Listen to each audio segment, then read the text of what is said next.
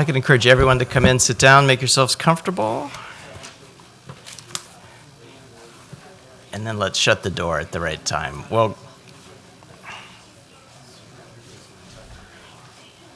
I'm not Hannah Hölling. I will give you Hannah Hölling in a moment, but let me just say I'm Jeff Collins, Professor and Chair of Academic Programs at Bard Graduate Center, and on behalf of the director and all my faculty colleagues, I'm really delighted to welcome you to this morning's symposium entitled Revisions, Object, Event, Performance Since the 1960s.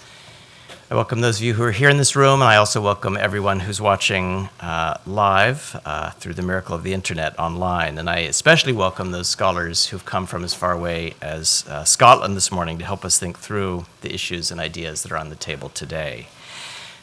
Were any of you here just a few days ago at last Friday's symposium on that exhibition, Swedish wooden toys entitled Toys and Childhood Playing with Design? Any crossover audience? One. Well, I'll remind you then that at that time I kind of called out BGC's apparent, you could call it ambition, you could call it folly, for opening two exhibitions at exactly the same time at the very moment that all of the faculty and students were returning to classes to start a new semester. We definitely don't do anything by halves at the Bard Graduate Center. I hope you all have a chance to see both exhibitions. Not just the one we're going to speak about today, but also Swedish wooden toys. And of course, it's those exhibitions that have prompted the pair of Scholars' Days with which we're launching our fall research program.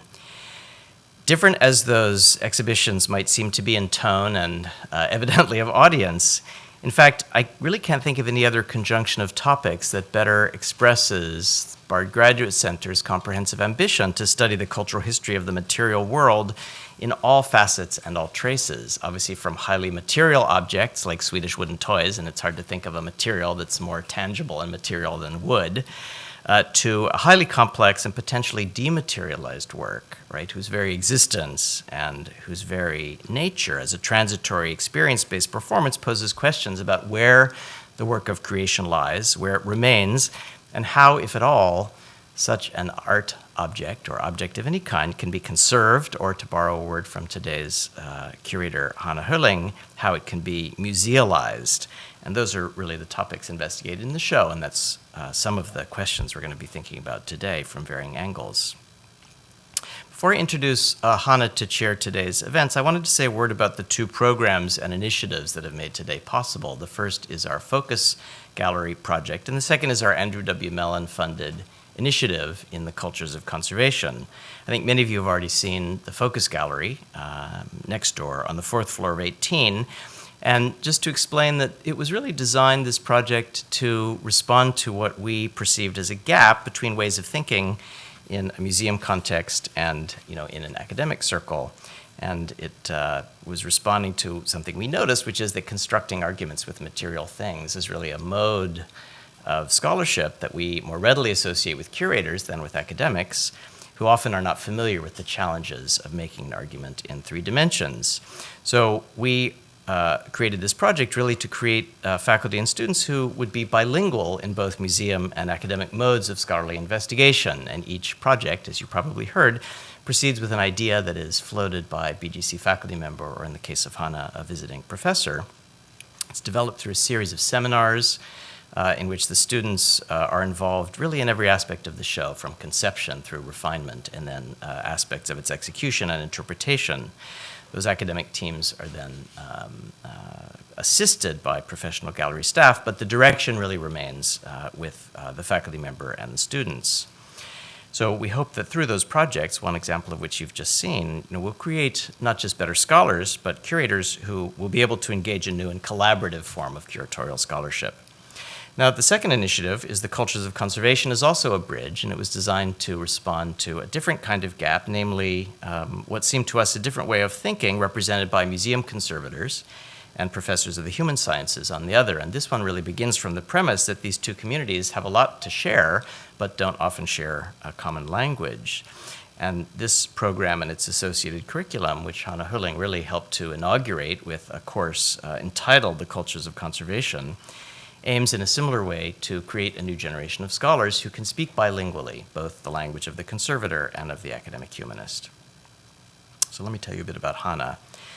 Her expertise and interest is really on the intersection of conservation, material studies, art history, and philosophy. And of course, her particular interest is on the arts and material culture of the 1960s and 70s, especially the Fluxus movement. In particular, the theory and philosophy of conservation. So she obtained her doctorate in 2013 from the University of Amsterdam, where her studies were supported by a doctoral research grant from the Dutch Scientific Foundation. Before coming to BGC as the inaugural Andrew W. Mellon Professor, a position she held for 2 years between 2013 and 2015, Hölling was head of conservation of the Center for Art and Media in Karlsruhe in Germany. She was most recently visiting scholar at the Max Planck Institute for the History of Science in Berlin. You all know her book, Revisions, Zen for Film, and she's currently finalizing a larger monograph to be published next year by the University of California Press, which considers modes of creation and continuity in media installations. So let me ask you to join me in welcoming Hannah Hölling, who's going to chair and lead today's events. Thank you.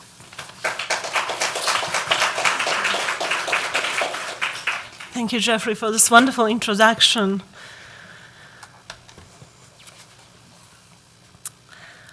Good morning, everyone, and heartily welcome. All gathered here in our lecture hall in the West 86th Street, but also those of you watching us on the BGC TV. Thank you for coming. How do works of art endure over time, despite their material and conceptual alteration? How do decay, technological obsolescence, and reinterpretation affect what the artwork is and what it may become? How can the observation of change in artworks teach us something about their nature and behavior? How do changeable artworks induce a rethinking of those museological paradigms that assume fixity and stasis? This symposium was organized on the occasion of the Focus Gallery project entitled Revisions, Zen for Film, as Jeffrey already mentioned, which explores these questions through Zen for Film, also known as Flux Film #1, one of the most evocative film works created by the Korean-American artist Namjoon Paik in 1962-64. This exhibition is on view at number 18, just next door at the BGC Gallery building. Rather than being a compilation of objects presented for inspection in support of a curatorial argument, this project zooms into a microcosm of a singular artwork in order to unfold some of the inspirations, transitions, remediations, and residues that have occurred in the course of that artwork's existence. It also seeks to examine how the first-hand awareness of materiality enhances visual knowledge. Revisions, Zen for Film, strives to revise standard notion about an artwork that has undergone a rich history of display. The project reveals what often remains undisclosed, an artwork that is a complex sum of its many transitions rather than a product of the visual analysis and interpretation of that thing as a static entity. Our exhibition only offers the audience a unique and intimately focused encounter with the materiality of Paik's work. By putting Zen for Film on display in the singularity of its presentation and inviting an interdisciplinary dialogue, the exhibition asks precisely what and when the artwork might be. Now, the symposium zooms out of this micro, or if you wish, macrocosm of Paik's film to further engage in what might be called an expanded conservation or curatorial discourse. It brings together scholars in visual arts, film media, curatorial and conservation studies to examine what happens when Fluxus becomes musealized, to look at the modes of afterlives of performance, how film, video, and the so-called new media are negotiated between various cultures of display and stewardship. We are very, very, very fortunate to have with us today, in order of presentation, Glenn Wharton, Hannah Higgins, Sarah Cook, and Andrew Roski. A few words about the schedule. So the day will be divided today into this morning introduction to some of the ideas behind revisions, which is a continuation of this morning's Scholars' Day, and which will be concluded at 12 for a lunch break. So we'll resume at 1:30 for the main part of the symposium and presentation by Glenn Wharton and Hannah Higgins, which will be followed by a coffee break. After the break, we'll welcome the presentation of Sarah Cook and Andrew Urowski. The symposium will be concluded by a panel discussion, during which all participants, including the audience, of course, will have a possibility to ask questions. And only urgent questions can be asked after each presentation, so please save your queries for the afternoon. After the panel discussion, we'll invite you to a reception just outside this lecture hall. For those of you watching us on the BGC TV and would like to join the conversation, you can tag your comments, hashtag BART Grad Center TV on Twitter. Before providing you with a few insights into the ideas behind revisions, I would like to take some time for the words of gratitude. This exhibition and symposium would not be possible without the support and collaborative effort, and I really, really mean it, of many of my colleagues, faculty, staff, and students at the BGC. So I would like to heartily thank the director of the Bard Graduate Center, Susan Weber, and Dean Peter Miller, for their invitation to introduce these ideas on the BGC's extraordinary forum. I thank Jeffrey Collins, Chair of Academic Programs, for all his support. I thank very much Ivan Gaskell, head of the Focus Gallery project, for his guiding hand from the inception of revisions. I am deeply indebted to Dean Elena Pinto-Simon for her support in every aspect of the project. I heartily thank Nina Schlitzler-Levine, Gallery Director, for her continuing support and interest in revisions, Marianne Lemonaca, Chief Curator, for all her effort and work invested in its realization. I thank Anne Totsinis, Associate Curator, and very warmly Caroline Hanna, Acting Associate Curator, for her investment and perseverance in all editorial and countless other matters. I thank Daniel Lee, the BGC Director of Publishing, for the realization of the book, which accompanies this project, and is also available here outside the lecture hall for purchase. Its terrific design,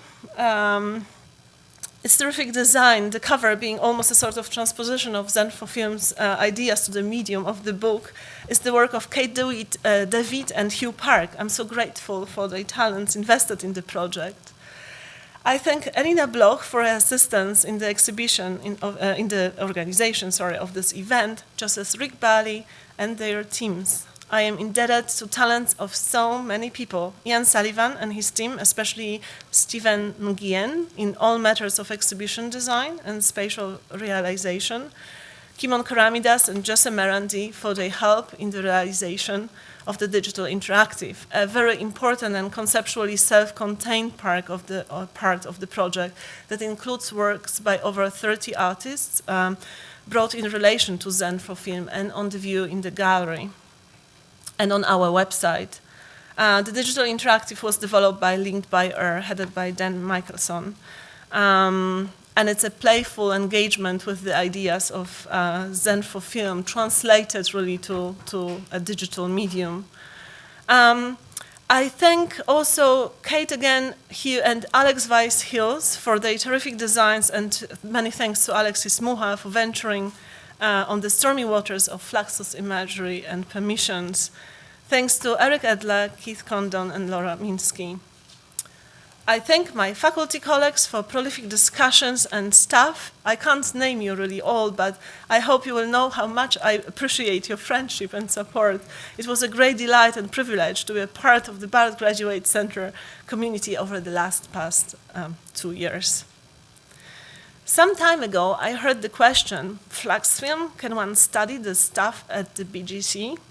Well, yes, and one of the delights of this project was to develop it together with the students. Lara Schilling, curatorial fellow, provided invaluable help during every stage of the project. Cabell Ann, Andrew Gardner, and Lyndon Hill, as well as Lisa Adeng, developed digital content and preliminary prototypes. Their keen interest in the project, as well as challenges and criticism in and beyond the classroom, made teaching a source of genuine pleasure. The loans for the exhibition were provided by the Museum of Modern Art, many thanks to the director, Christoph Scherix and the MoMA curatorial and conservation team, including David Platzker, Jim Connington, but also Kim Conatee, Kate Lewis, and Sydney Briggs. I thank the Fluxus curator and connoisseur John Hendricks for inspiring discussions, Jonas Meckers, Alison Knowles, and also the Namjoon Pike estate, especially Ken Hakuta and John Huffman. The project was developed, as Jeffrey already mentioned, during my two-year fellowship at the Bard Graduate Center, founded by the Andrew W. Mellon Foundation, and I am deeply grateful for the Foundation's support of the Cultures of Conservation and initiative and my position at the Bard.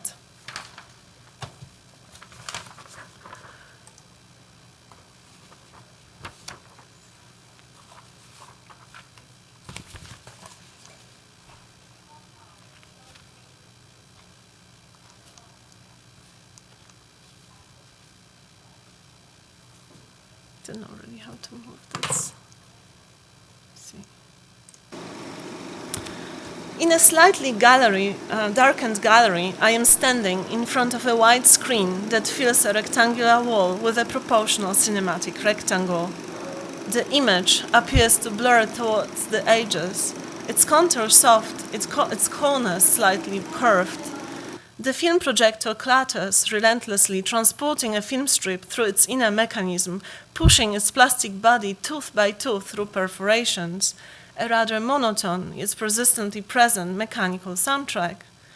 The machine is located on a pedestal slightly below my eye level.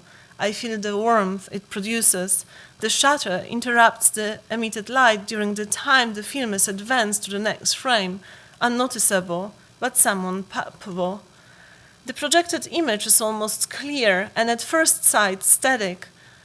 I keep my view engaged on the whiteness. This contemplation plays out gradually when I realize that the whiteness, rather than showing nothing, contains random information, dark traces of different kinds appearing occasionally, smudges, particles, shadows. I'm drawn to its physicality, the audio of its mechanical process of display, the sober intensity of non-illusory real-time, and the way in which it imposes contemplation and requires engaged spectatorship before it reveals itself. Number 2. A wide cubic space right behind the passage from one part of an exhibition to another is illuminated by a perfectly bright rectangular image. I enter the room, I stand still, I wait. Nothing happens. The image projected in front of me is wide, perfectly rectangular, showing regular, sharply cut edges. It seems to just exist, unaffected by anything happening around it or anyone in the room. A white fleck of pristine image. My eyes hurt from whiteness. Slowly, somewhere from behind, the unobtrusive humming presence of a digital projector becomes recognizable. As I turn away from the image towards the source of the light, I can see the projector located right below the ceiling in the upper center of the wall.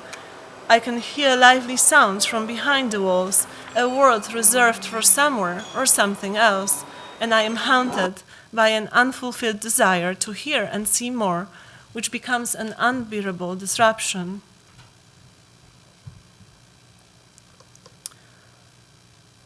It's just this, okay. Number 3.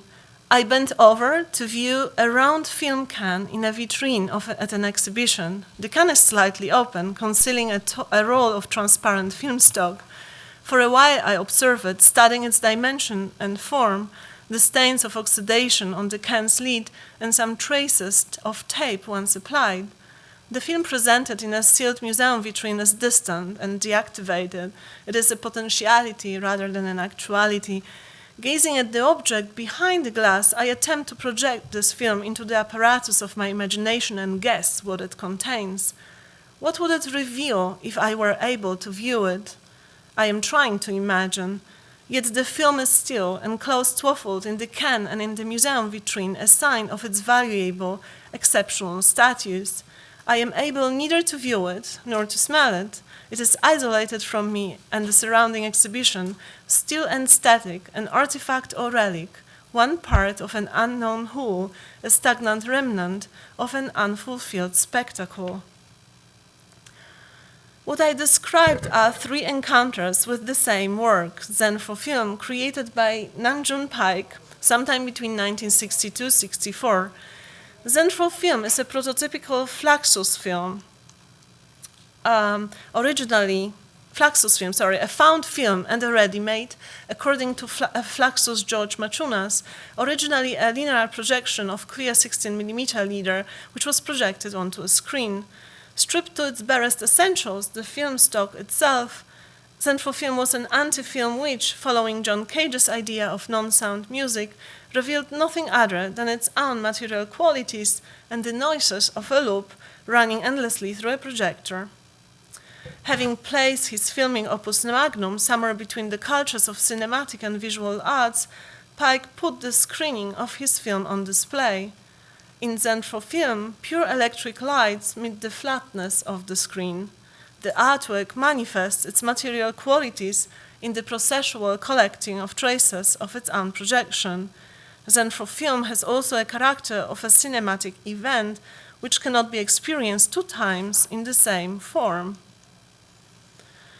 Paik's rich iconographic and formal contents, its associations with Marcel Duchamp and John Cage's modernism, with the Zen aesthetics and nothingness, and silence, and concepts of boredom, indeterminacy, and chance, are significant for a fuller understanding of the artwork and are considered both in the publication and in the digital interactive accompanying the exhibition.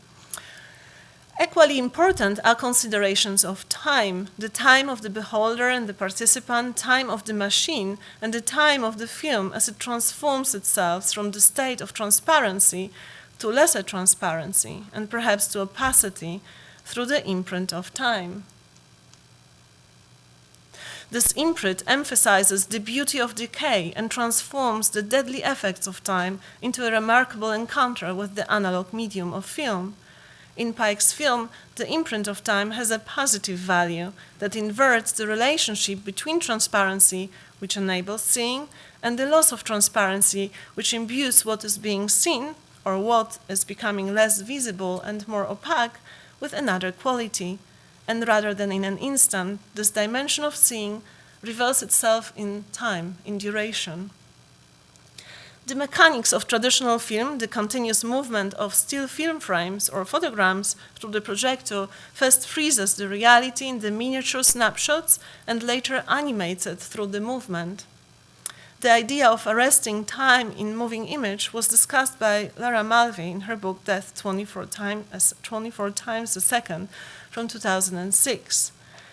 Because there is no static frame, no image as a photogram whatsoever, Paik's film also transcends the cinematic death drive, the 24 times a second moments of frozen temporality, successful in circumventing the material condition of the filmic medium. It also eschews the illusion of the movement which makes still image run, an equivalent of an understanding of time as succession of instances, criticized by the French philosopher Henri Bergson in the assessment of cinematography on its early stage.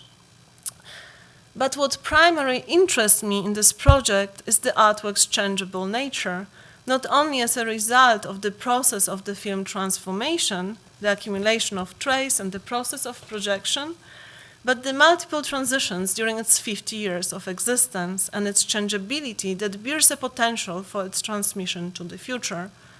And I will now shift your attention from perhaps the kind of introduction to film theory to conservation. Can a work invite change by its very nature? The encounters with Zen for Film open up the questions of what the artwork is in relation to the change it has experienced.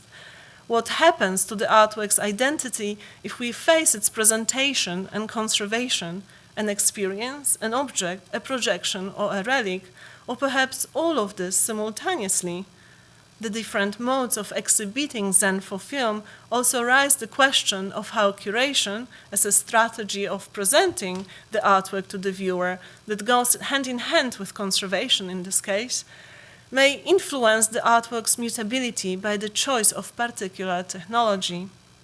Further, they question how an artwork functions within a certain historical moment when the availability of technology dictates the artwork's aesthetic qualities and when this technology changes following the unstoppable progress of its development.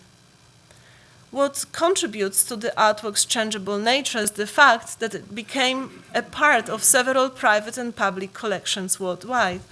And I have to excuse my creativity here. I was very inspired by the digital interactive design and involved some long reflections in the slideshow. Yes. All right. So what contributes to the artwork's changeable nature is really its presence in many different collections worldwide.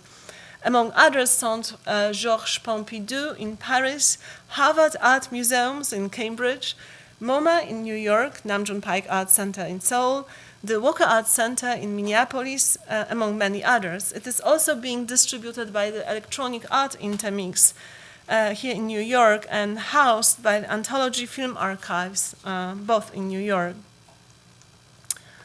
Just going back to the episodes again, just to mention that the 3 episodes that I described that I described earlier match exactly my 3 encounters with the work. So the first one is an analog film loop with a film projector exhibited in the show Bild für Bild, Film und zeitgenössische Kunst at the Museum Ostwald, Germany, in Dortmund, Germany. Which was a loan from Centre Georges Pompidou. The second one, it's a digital video projection, 8 minutes of 8-minute duration, which is looped and took place at the exhibition Nam June Paik, Video Artist, Performance Artist, Composer and Visionary at the Tate Liverpool in England in 2011. And it was a loan from Electronic Art Intermix in New York. And the third, Zen for Film, as a canned film reel, which occurred on at the exhibition The Third Mind, American Artists Contemplate Asia, in 2009 at the Guggenheim Museum. It was a loan from the Silverman Fluxus collection at MoMA, and this object is also currently on view in our show. MoMA, the remnant is the only relic or a filmic remnant from the 1960s. So I must also say that the Guggenheim show involved the projection, but just for stylistic reasons, I used just one part of the exhibition. So the 3 forms of Zen for film could not be more different from one another. The first is a filmic projection executed from instruction with the help of always new equipment and a new film leader. The second, a silent digital projection played back from a digital file from Flux Film Anthology with a clear determination of duration. And the third, a canned film reel or a film remnant, an object relic from the 1960s. And yet they claim to be the same work of art, Zen for film. So in our exhibition, we strive to reconstruct conditions of 2 of these encounters, the first and the third one. Lacking in those encounters,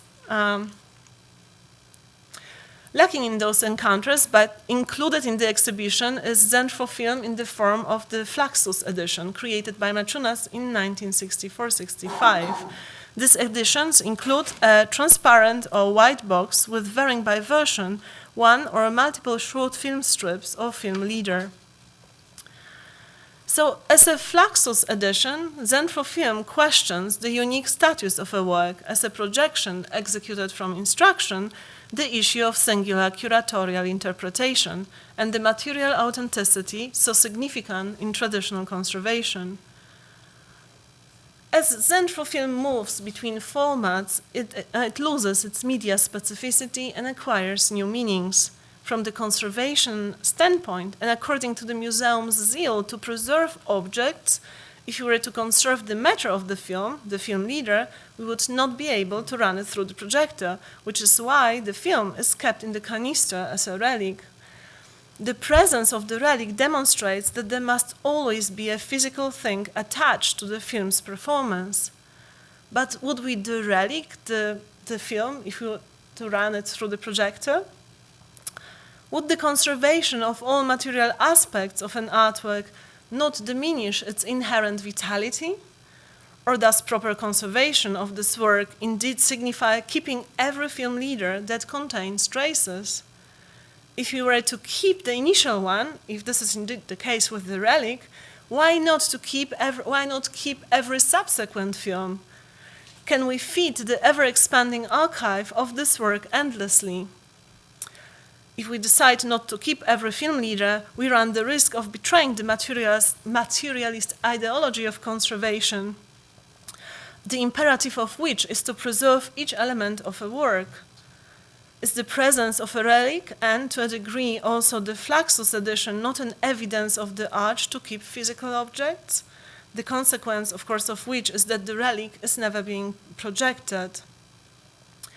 Last but not least, if nothing changes hands between the collectors and museum, the collectors or museums, when they give permission to display Zenfo film, only the instruction, then where is the authentic object?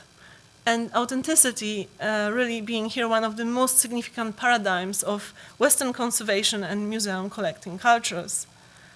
So what, where, and how is Zenfo film? And ironically, I must tell you that this question, we had this question as a starting point for revisions, but while preparing the exhibit, we also experienced their true consequences with some dramatic moments and stays of despair.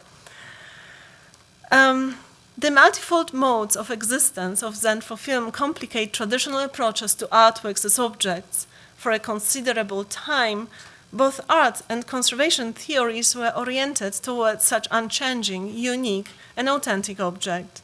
In restoration, the traditional branch of conservation, artworks were regarded as unique things, often characterized or defined in a single medium, embodying an intention. Because the goal of traditional conservation was to render objects stable, change was a negative force to be arrested and concealed. Just as the art theories began to shift from the static object to the act of happening of art, happening in metaphorical sense, challenged by the dynamism of action, performance, and events of the 1950s, 60s in art criticism of Harold Rosenberg, Friedrich Wolfgang Heubach, and Alan Capro, conservation theories were very slowly began to incorporate the intricacies of these forms. More recent thinking in the field distinguished between the enduring, stable, and the ephemeral, impermanent, which were to be conceptualized and treated as two different conditions of art. The book Revisions, Zenfo film, reconsiders Zenfo film from this and a number of other perspectives, taking as a premise that thinking about artworks can never be divorced from materiality and duration. The word revision derives from the Latin revisio, which means seeing again. Its synonyms include, among others, emendation, correction, editing, rewriting, and redrafting.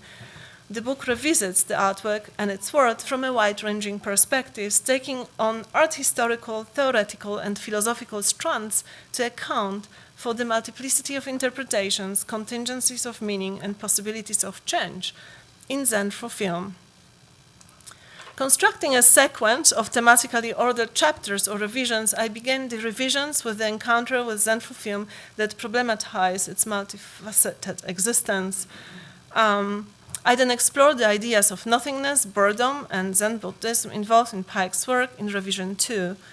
By examining Zenfo film antecedents and contemporaries and placing the work in the cultural context of its time, I strive to offer a broader picture and potential inspirations for Pike's work.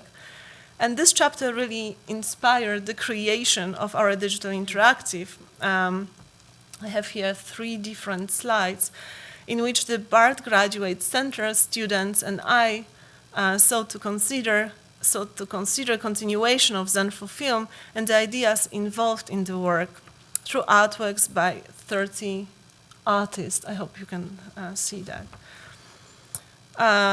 30 artists, including homage to Zenfo film by Corey Archangel, Com, Ken Friedman, and Mango Thompson, and further associations to artworks by, among others, Joseph Beuys, George Brecht, John Cage, Tony Conrad, Merce Cunningham, Marcel Duchamp, Robert Rauschenberg, Andy Warhol, and really many, many others.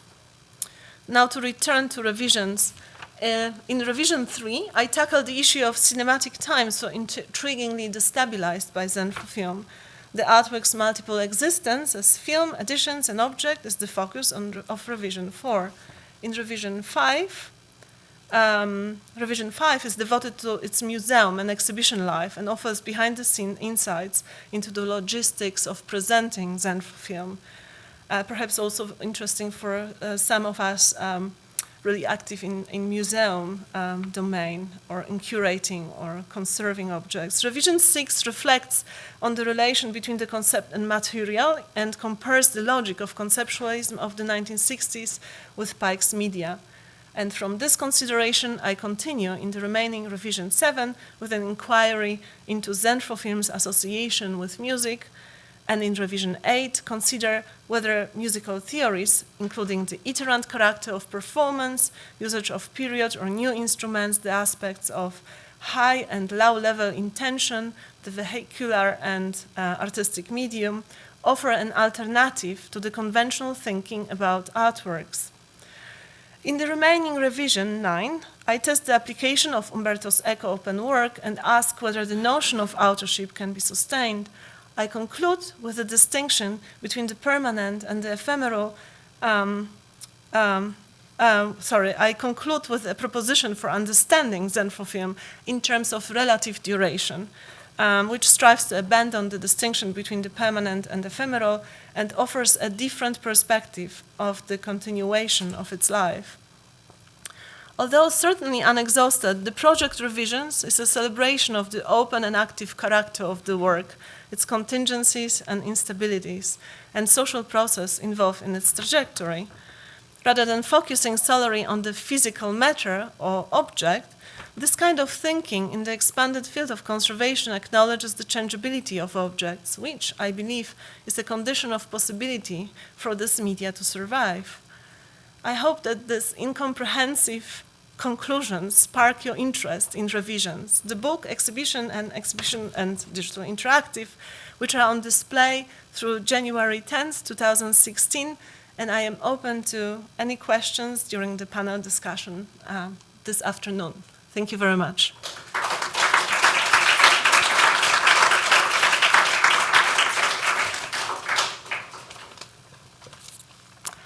If there is any very urgent question, otherwise I would invite everyone for a lunch break. Yes, to take a lunch break.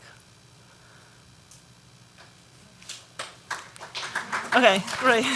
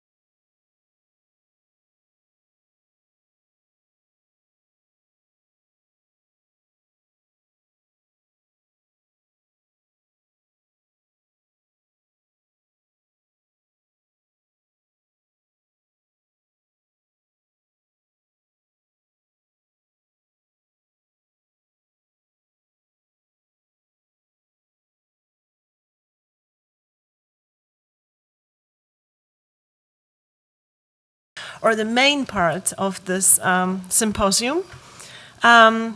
Just two quick announcement I have to make is, the first one is that someone lost a mobile phone on the 4th floor of the exhibition building, and it's in a pink cover, or case. If someone misses a cell phone, it can be picked up at the other building. The second announcement is that there are exhibition passes for everyone who attends the symposium to be picked up at the desk right in front of the lecture hall. So if you would like to visit the exhibition, these are free passes. You are very welcome to pick them up during one of our breaks. I also would like to remind that if someone watches us out there, he or she can send us questions. You can tag your questions with Bart Grad Center, hashtag Bart Grad Center TV on Twitter. All right. So without any further ado, I would like to turn to the first speaker of this afternoon, Glenn Wharton. Glenn Wharton is a clinical associate professor in museum studies at New York University. His seminars cover topics such as museum and community, collections management, and the museum life of contemporary art.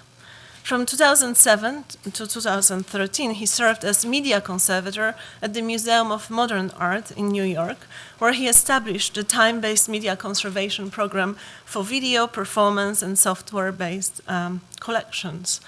In 2006, he founded the non-profit organization Voices in Contemporary Art, VOCA. He served as its first executive director until 2010. Glenn received his PhD in conservation from the Institute of Archaeology, University College London, and his MA in conservation from the Cooperstown graduate program in New York.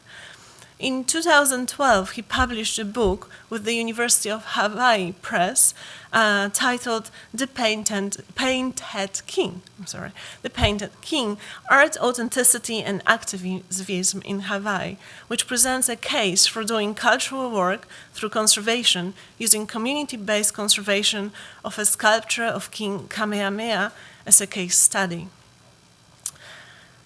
Glenn Wharton's talk today is titled Between Objects and Performance, Translating Artworks at the Contemporary Art Museum, and will address a radical shift that is currently taking place at these museums. The shift gives license to artists and museums professionals to reconfigure and repurpose installation, performance, and media art.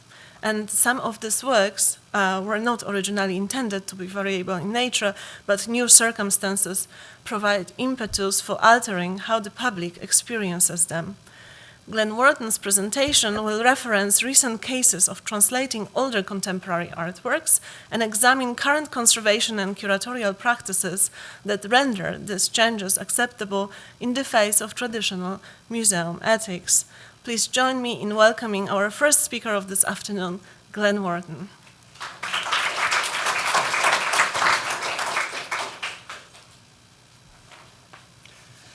Thank you, Hannah. I want to start by offering a really warm thanks to Hannah Hurling for inviting me here to speak today, because I've been working with Hannah and following her research for a number of years now, and I have to say what she is now producing in her exhibitions and her books and her museum catalogs has influenced my thinking a lot about the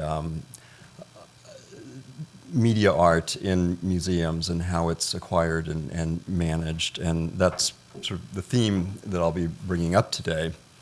I also want to thank the Bard Graduate Center for hosting us today and organizing not only this, but a number of really stimulating sessions on topics having to do with conservation and material culture studies, and of course the Mellon Foundation that funded this 5-year Cultures and Conservation project, which has brought a number of people together over conservation issues in a number of different areas of material culture.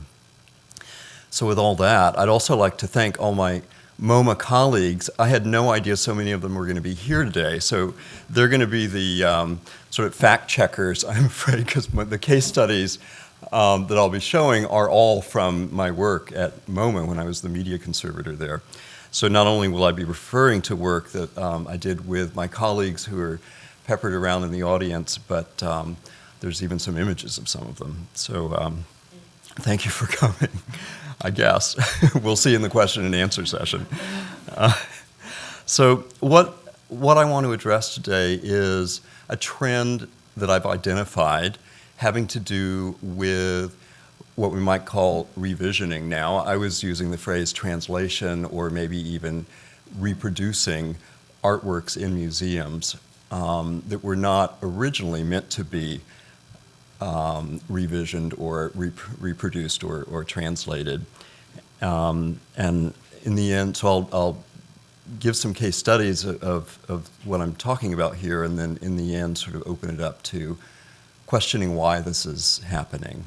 I also didn't know that Sarah Cook would be in the audience, who I borrow from a lot from her writings about curating media art. So I'm actually glad that she's here, and maybe we'll have some interesting discussion. I'll get back to this case study later. I just wanted to start with that image. I use this sometimes in depicting the life of contemporary art in museums. I borrow this from anthropology and sociology, the cultural or social life of objects. Of course, conservators are also worried about the material life of objects, so I would like to talk about the material and cultural biography of things. And of course, an artwork has a pre-life before it enters the museum. It's created by the artist. It may be exhibited in galleries or installed in the public. It may be acquired by a collector. So it can go through many stages before museum acquisition. As a museum studies professor, I'm now worried about its life within museums, but recognizing its pre-museum life. And all of these moments in an artwork's life, the acquisition, the documentation stage, storage, exhibition, loans, conservation intervention, are all moments in which an artwork can garner attention to itself. And various people come together, including the artist sometimes, the conservator, the registrar, the catalogers, the curators, exhibition designers, to renegotiate what this work is and how it's going to be experienced by the public. I thought I'd start with the Silverman Fluxus collection as a segue from Hannah's presentation this morning. This is Peter Alexic, who is in the audience. In 2008, MoMA acquired a very large and significant collection of Fluxus art, and it was up to all of us in the museum to sort out how to process it.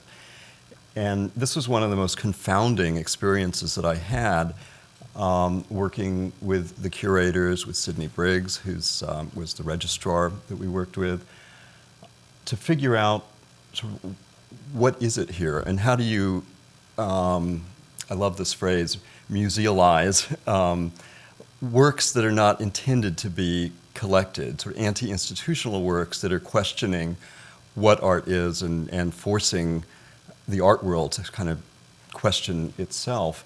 And then how do you then process that?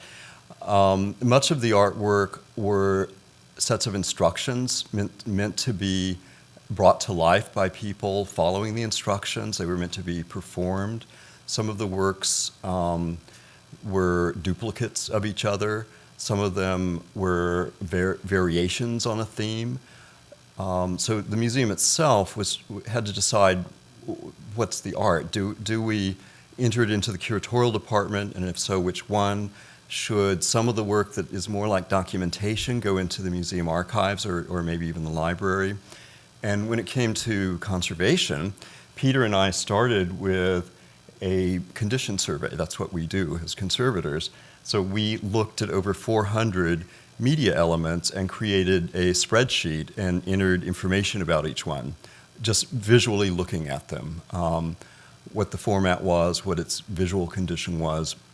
But of course, we didn't really know what the content was because we couldn't trust the labels necessarily. Nor did we know what these objects were supposed to be or do. As Hannah said this morning, there were some short film loops or fragments of film. We didn't know whether they were meant to be end products themselves, or were they scraps of film that had been used or were meant to be used by these artists. So there was a whole lot of research that needed to be done. And of course, then the labels. Sometimes the two different objects would have the same labeling, or some things that look like they should be the same object would have different labels, and we didn't know whether the artists themselves were playing tricks, were playing games with the labeling, or so we just didn't know. And of course, much of the material was too fragile to play, or we were worried that maybe it could be played once and it would fall apart. So we asked the curators, could you please guide us and tell us which are the masters, which are the copies, which ones should we prioritize in our work? And they said to us, well, we don't know. You've told us we can't watch them, so how do you expect us to know what's in them? So we realized we had created this kind of catch-22, and so what we did is found the funding to migrate them all so they could be watched or listened to by the curators, so then they could do their research and we could move on to future phases of collections management. So I just bring this up as an example of the kind of problems that museum staff are facing now with new forms of contemporary art.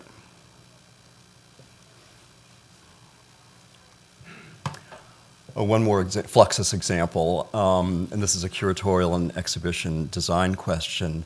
How do you exhibit art that is meant to be realized through activation?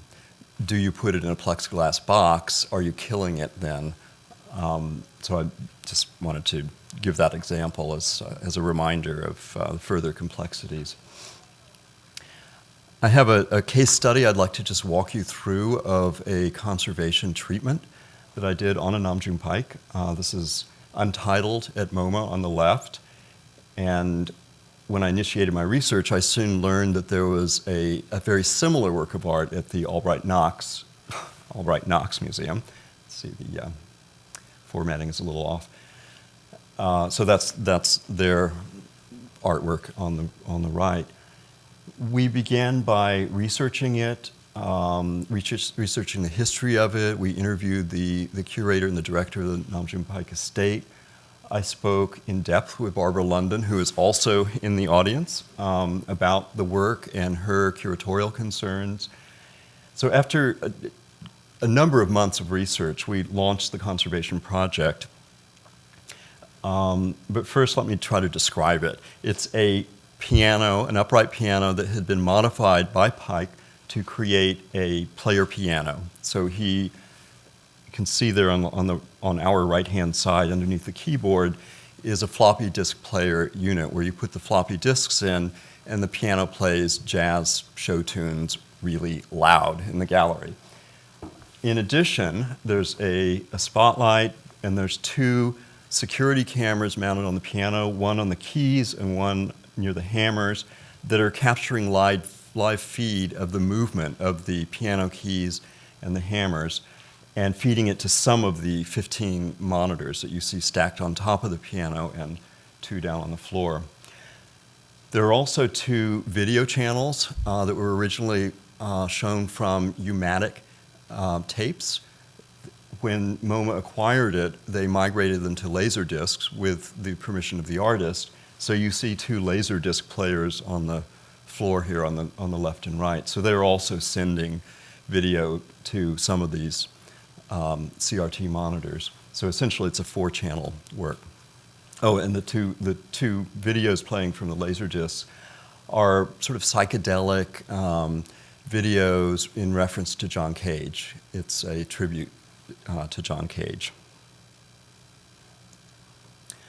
So for the piano, we took it to Long Island to a piano repairman, and I had to work very closely with him. Oh, actually, Hannah took this photograph. Boy. So I worked with the piano repairman to help convey that we didn't want it completely repaired. The scratches and a lot of the sort of deformation occurred during the life of the piano. So he got that. He said he wanted to use cyanoacrylate to repair the hammers, and I said, no, please don't do that. Can you use hide glue? And he thought this was hilarious because he hadn't used hide glue for 15 years. So he went back and used his old techniques, and we documented that.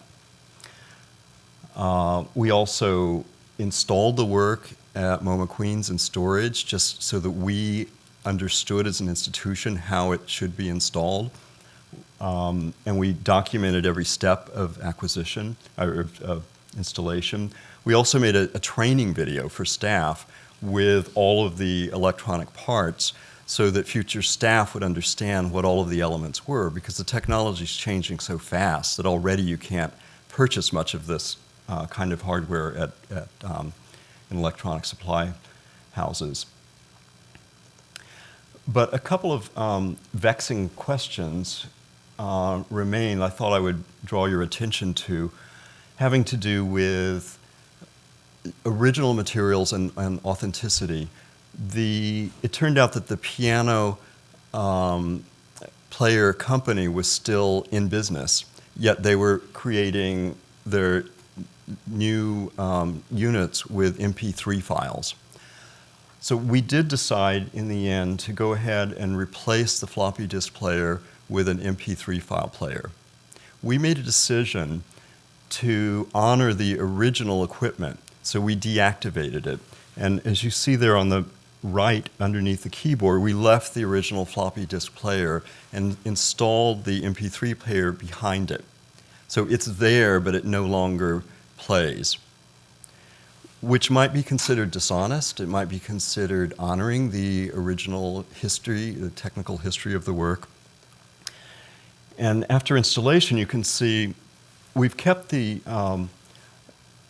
Laserdisc players there on the floor, and I'm now reminded of a conversation I had with Barbara London where we had different opinions on whether these Laserdisc players should be left in the future, because in the future they will inevitably be replaced with some other technology. And it's very likely that even now, if the piece was shown, the video would be played from a computer of some sort, and it would probably be placed behind the wall, behind the piano, so it would be invisible. So the question there, as the technology is migrated, is whether to leave these two units on the floor. And as we know, Nam June Paik used to change the technology of his work all the time, and every time it was shown, he liked using new technology, and yet he had complicated relations with the technology, and he, for instance, really liked CRT technology. So we're left now, and I think he deliberately didn't leave us a clear roadmap for decision making.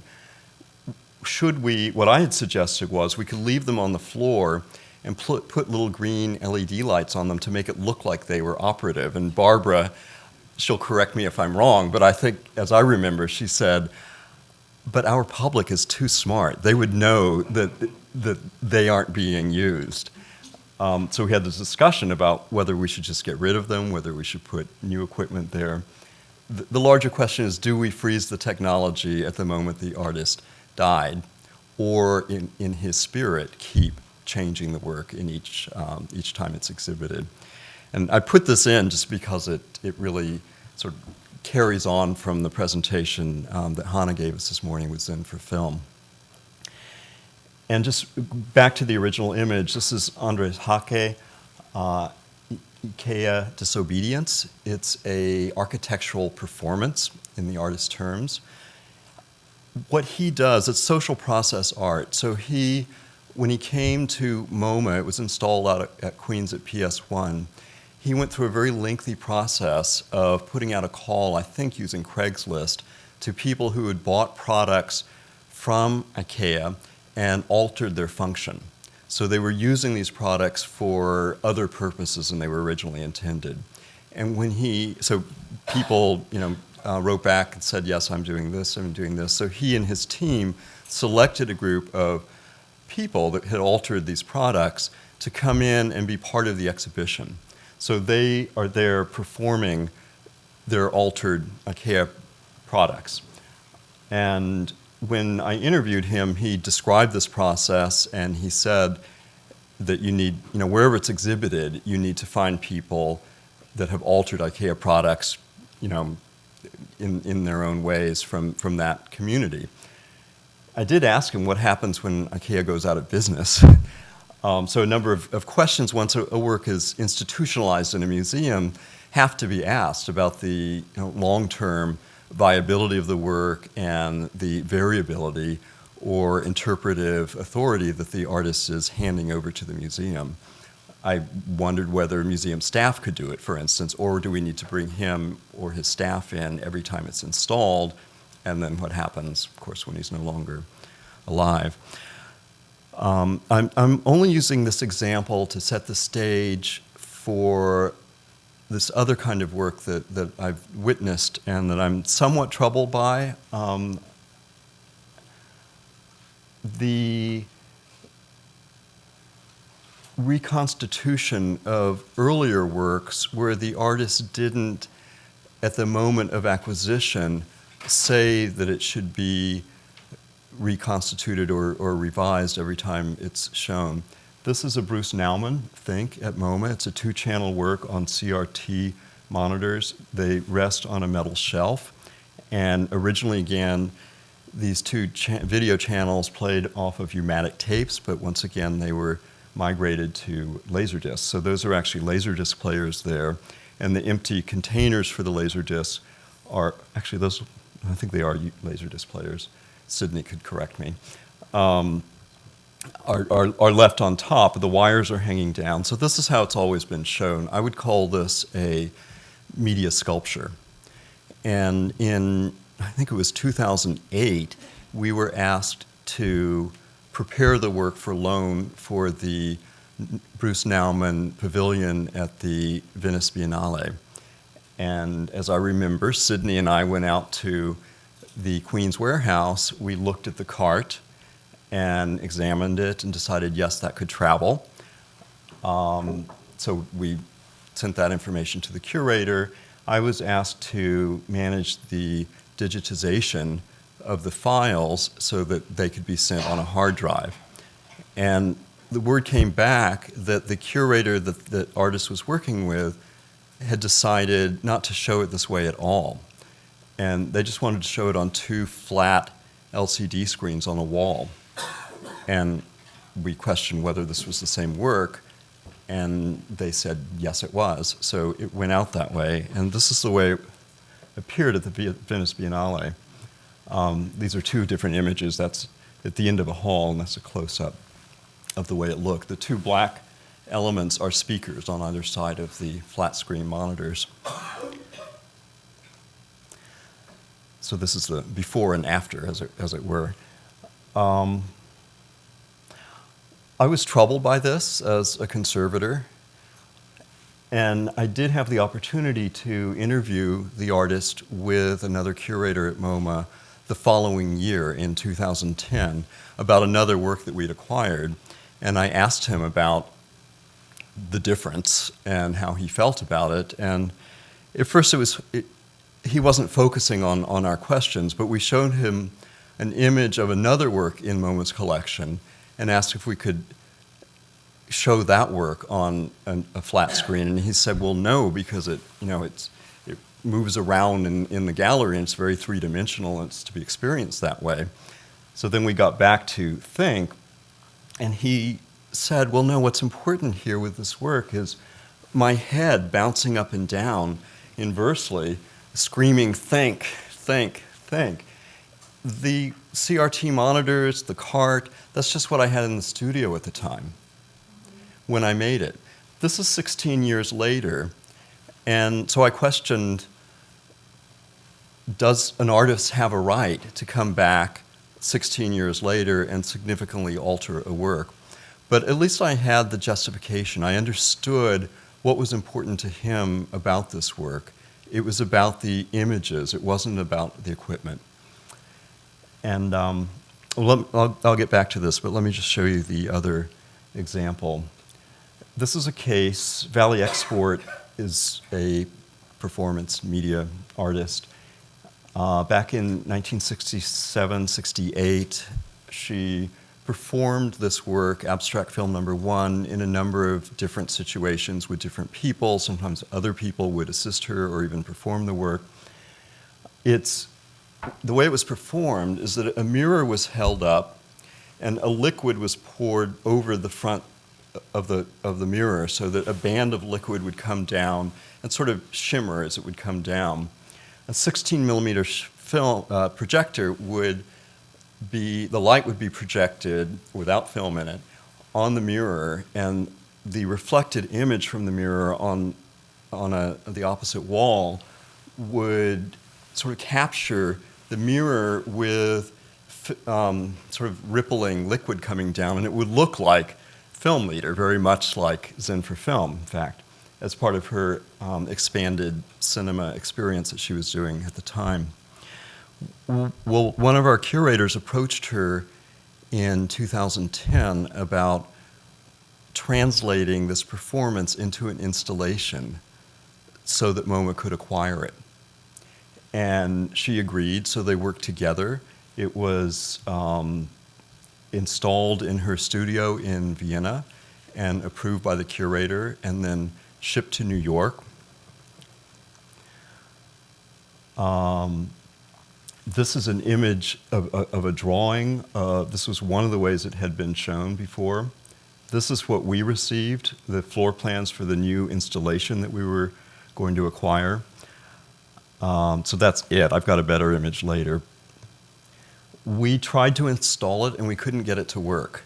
And we looked at all of the different elements. What they had done was created a galvanized steel basin at the bottom, put 2 aquarium pumps in it that pumped the water up in tubes into a basin at the top. Water would spill over onto the mirror, and then a 16 millimeter projector would bounce light off of it. We could get the water going up, but then it would stop. And so we realized there were 2 things. One is that stepping down from 220 to 110 electricity reduced the strength of the pressure. So we proposed buying larger aquarium pumps. And also the second thing was that there was a lot of corrosion developing already on the galvanized steel from the water. So we recommended replacing that with a high-grade marine quality stainless steel. And the curators and the artist approved this, so we replaced the basins and the aquarium pumps. So at this point, this is the work, and this is an interview that we did with Valley Export.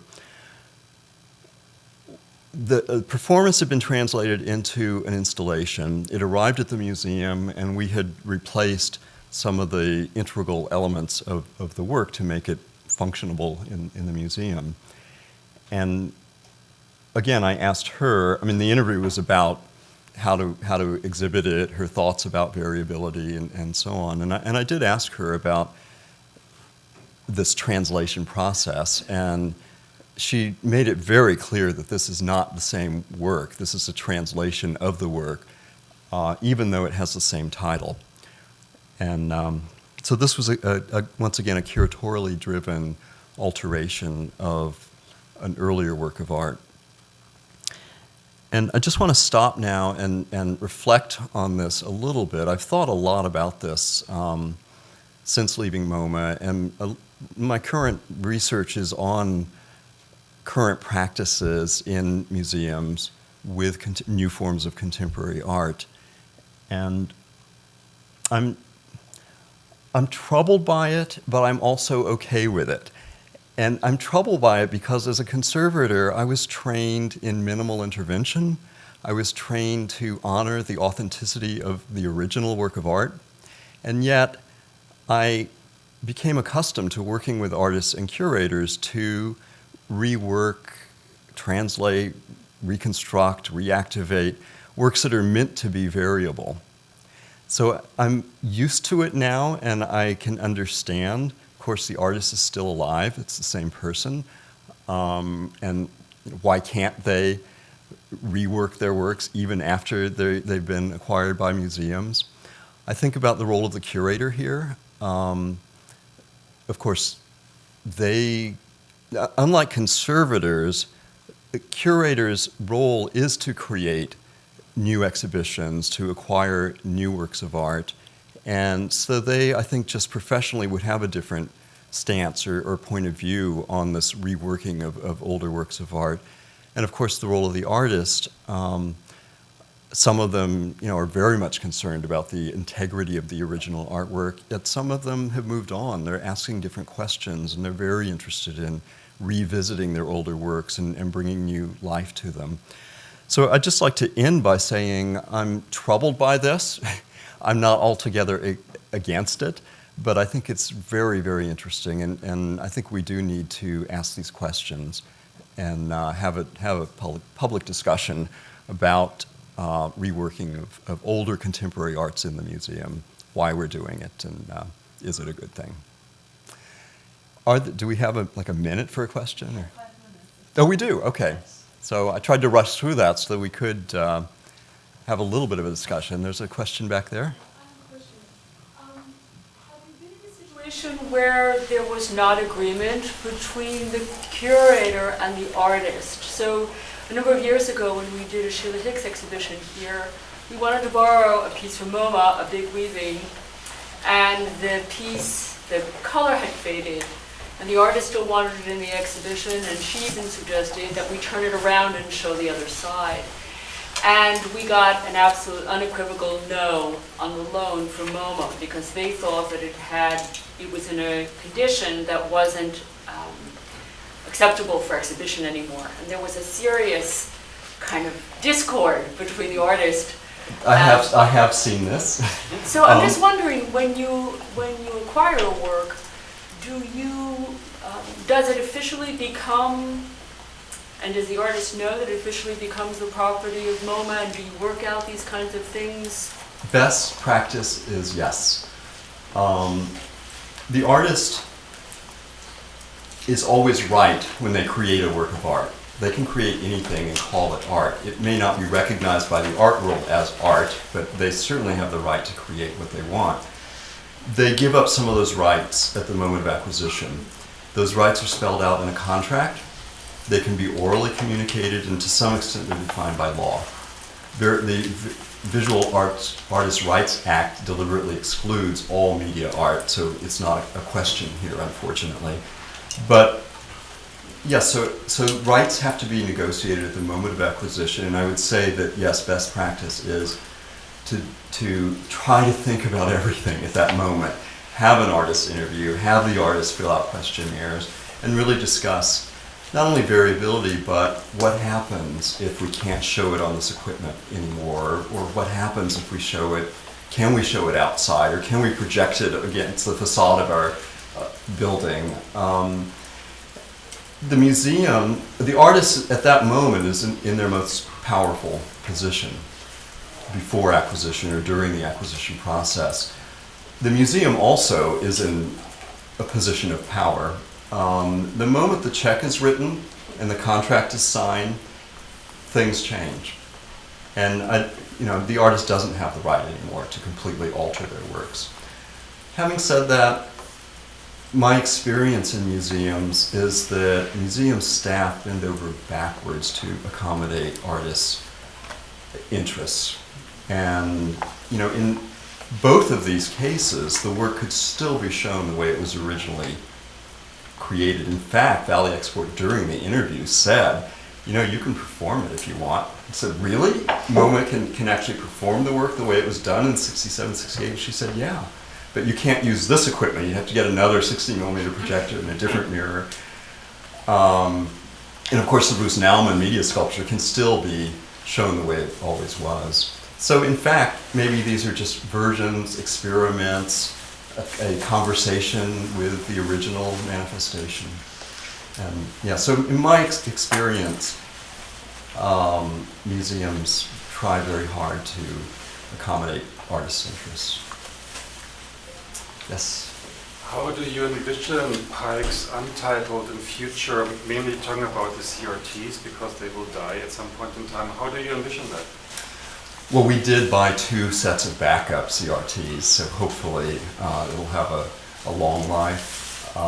It will be a real problem if they can't be shown on CRT monitors in the future, because that is, when we interviewed the director and curator of the estate, the curator said his understanding of Pike's interests were that it should really be shown on CRT. I don't know. It's up to the future. And this is where I am really influenced by Hannah's research, because she's argued in the book that's coming out, University of California Press, that in fact, particularly with Namjoon Pike, but with many artists, institutions are going to make their own decisions, and these works are going to have their own lives within institutions. They're going to take different directions. And what I'm really influenced by her thinking is the stress that she puts on documentation. So we need to document what we do in museums, and we need to document our justifications for our actions. And in the end, a lot of the knowledge about these works are going to reside in archives. They're going to reside in the multiple archives within museums. They will exist in sort of criticism about the works, in public discussion about the works.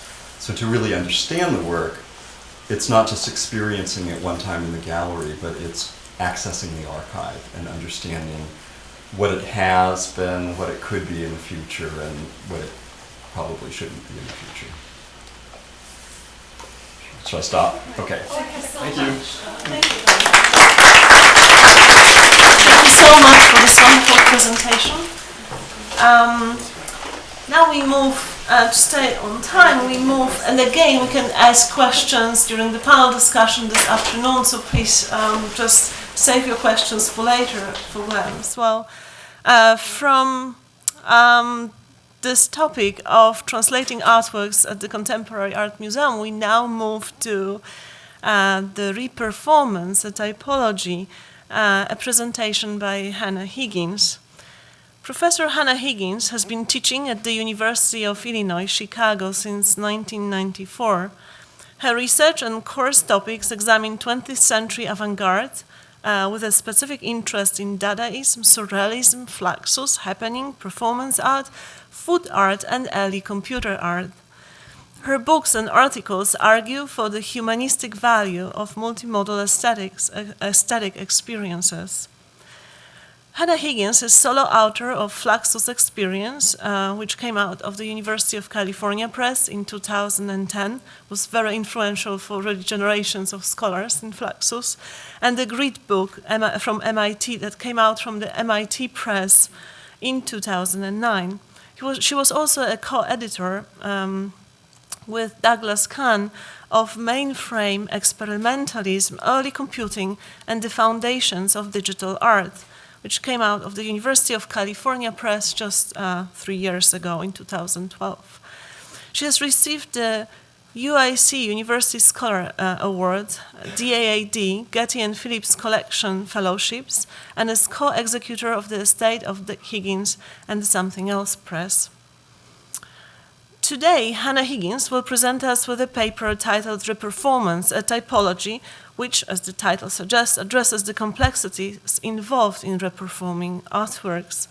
Fluxus artists have been doing performances since before the group was named Fluxus in 1962, during its heyday, and, as some would have it, after. In Hannah Higgins' talk, this long duration presents opportunities for thinking through these issues of performance and reperformance, authenticity and nostalgia, history and storytelling, and the unique performance and the scored event within Fluxus and in other areas of reperformance. It is my honor and pleasure to welcome to the BGC Hannah Higgins.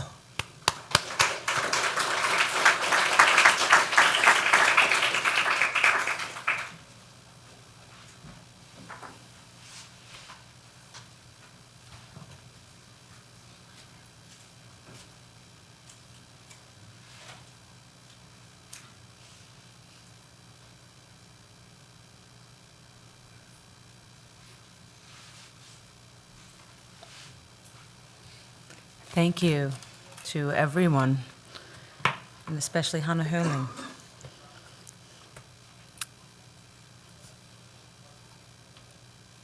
Consider yourselves warned.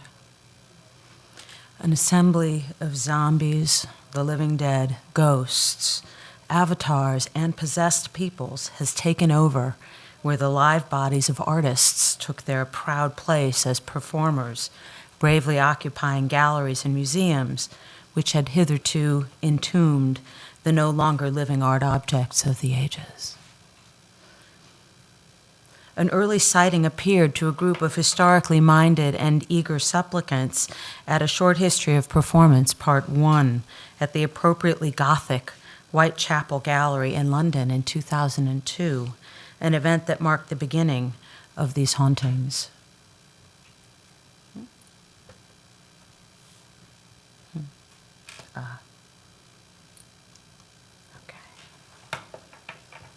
With that event, benchmark works from the 1960s and 1970s by Stuart Brisley, Herman Nitsch, Bruce MacLean, and Yanis Kounelis encountered the tradition of art history in the form of reperformance. The careful reconstruction of performance works from that most vibrant of decades, the long 60s. By 2004, Rosalie Goldberg's biennial Performa Festival in New York City had enshrined the form. Within the decade, carefully constructed performances of Alan Kaprow's benchmark 18 Happenings in 6 Parts and Fluids, and Marina Abramovich's 7 Easy Pieces and The Artist is Present had ushered in a new era of performance art history, the era of the ghost, the zombie, and the avatar. Welcome to the House of the Living Dead. In this photograph, for example, we see Alan Kaprow in a famous portrait that shows his fascination with the mystery of his image and light traveling through plastic immediately prior to one performance of 18 Happenings in 6 Parts. He appears here as a young man behind a sheet of plastic, the crisp lines of his body dispersed by the passage of light through a semi-transparent medium, rendering him in a ghostly soft focus while the match withers, the match as life's breath inflamed and extinguished over and over. At the time of the picture's taking, Kaprow was, of course, a youthful, healthy 31 years old and the erstwhile inventor of the happening, a newly named art form, a form of performance which, by his instruction, could never be repeated. Leaping forward in time, past Kaprow's grueling battle with cancer and death at 78 in 2006, young performers repeated his gesture of the burned and extinguished flame in precise duplication and without any apparent intervention of their own selfhood. A medium is, of course, necessary for such supernatural events as possessions. For this, the Deitch Group's careful historical research was paramount, as my own attendance and testimony-based verification of resemblance to the original attests. The space and timing felt right to the photographs I have seen of the original. This benchmark artist, long lost to the distancing effects of history, subject to the smoothing finish of the glossy documentary photograph, and usually seen through the gauzy mist of the 1960s avant-garde's faded youth, was finally, by one critic's account, preserved in the flesh. Clearly, the ghost of Kaprow found pride of place in the young performer. Perhaps he was attracted by the space, since Deitch projects, a warehouse in Long Island City, New York, exactly duplicated the dimensions of the Rubin Gallery. But the original work featured performers, including Alan Capro, with Rosalind Montague, Shirley Pendergast, Lucas Samaras, Janet Weinberger, Robert Whitman, Sam Francis, Red Grooms, George Siegel, and others, including my father, Dick Higgins. As far as I could tell, none of the other ghosts made an appearance, though I'd hoped for a visit with Dick, who had died about 8 years earlier. As part of a privileged audience, we bore witness to the production of a possession in both senses of the term. The performer of Capro was as much possessed by the ghost of Capro as we, the audience, bore witness to the production of a performance as a thing, a possession that can be shaped in its own past image, essentially restored to a picture of its former self using elaborate staging and light effects. Careful reconstruction has the power to produce audience access to the having been there that they missed by virtue of historic accident or date of birth. The clamor of the audience after the piece supports this idea. So this is what it was like. This is what it was really like. Was it this slow moving? These cards are telling me where to sit, just like the first time. Now I've seen it.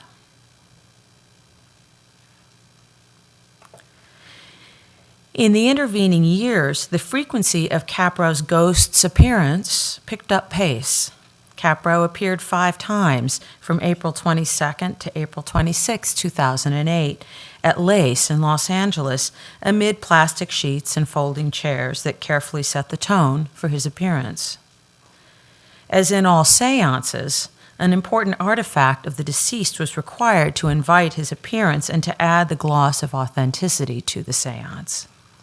In this case, the notebook containing Capro's sketches for 18 happenings was the magnetic object.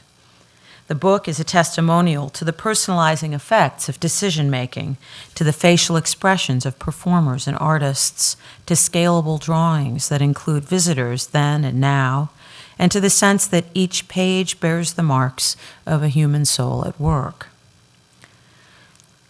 Like many of the artists, generations of writers on performance have railed against these ghosts, arguing that the performance artist need not be a unified, wholly present subject, a prerequisite for ghosts, but that, after the performance, the work exists exclusively through its documentation and detritus. In ecclesiastical terms, this would roughly parallel the injunction against graven images and relics. Amelia Jones, for example, has turned a deft hand to critiquing the nostalgic yearning for the past that is fundamental to the ghost's appearance. She wrote in 1997, arguably in anticipation of these hauntings, quote, "I approach body artworks through their photographic, textual, oral, video, and/or film traces. It is precisely the relationship of these bodies' subjects to documentation, or more specifically to representation, that most profoundly points to the dislocation of the fantasy of the fixed, normative-centered modernist subject." By this logic, the documentation's mediating effects separate the work from the artist's physical appearances. Perversely enough, the constant circulation of the photographic trace has had precisely the effect Jones hoped it did not. As used in exhibition with the artist or their artifacts close at hand, the photographs amplify and attenuate the presence of the original performer over time. It could even be argued that on occasion, this magnifying aura leaps from the page and the personhood of the artist gains an ever-increasing power. Odd as it sounds, this process, the housing of the artist ensnared in photographs and then present again in the now, does not require the actual death of the performance artist to occur. Far from it.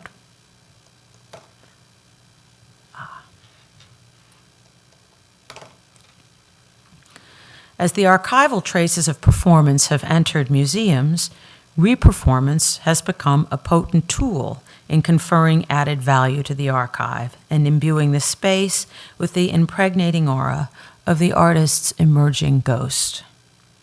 More zombie than ghost, perhaps, in the sense of the living death of the artist, this mutually reinforcing schematic simultaneously absorbs a nostalgic image of the past into an ever more voracious present experience, the past feeling ever more present in the present.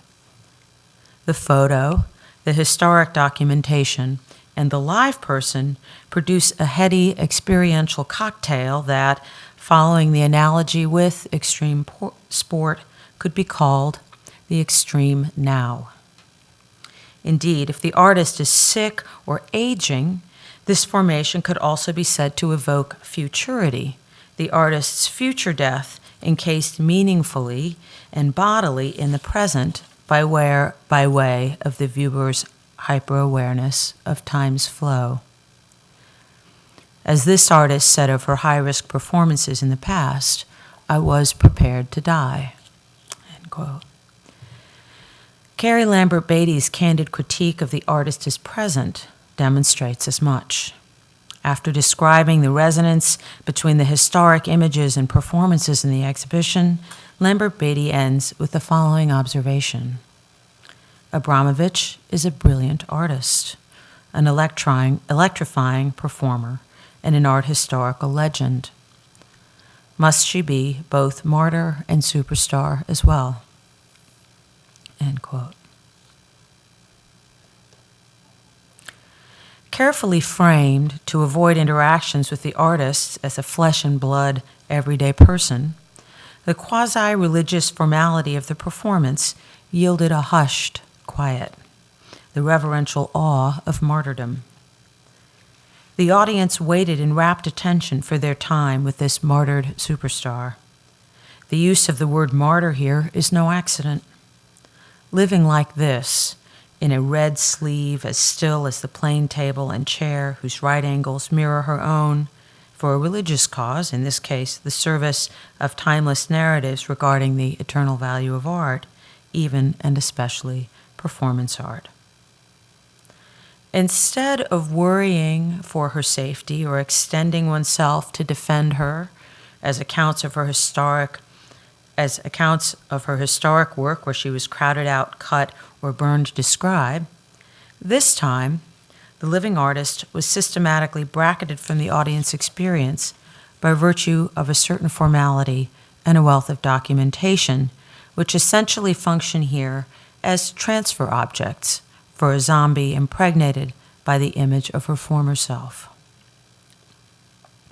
Like the nested rooms of ancient funerary monuments, inside the square walls of the museum space, another box, then another, inside which the visitor's line formed an obedient queue kept to the margins by another bold line, an invisible wall that set the stage for the quiet, regimented, idealized encounter. I am reminded of the pictures of mourners waiting in line to mourn their dead. So much the better when the visitor was Ule, images of whom form the foundation of the artist's legend. Walking through with the past so present in the present, it became almost impossible to separate the auratic power of the archive from the extreme now that generates, especially after the artist has died, the ghost. Perhaps this is the ultimate meaning of the reperformance of imponderabilia. All pasts, presents, and futures coexist in the present. Indeed, the artist cannot age. Substitute bodies and digital bodies stand in for her once young self.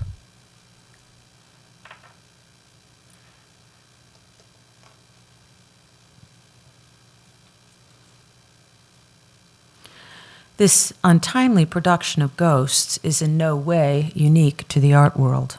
No, not at all. It is as relevant in music history and internet art as it is in considering how best to preserve performance while retaining its value as a mechanism for questioning the experiences we have with art, the role of the artist in society, and imagining new ways of interacting in the world.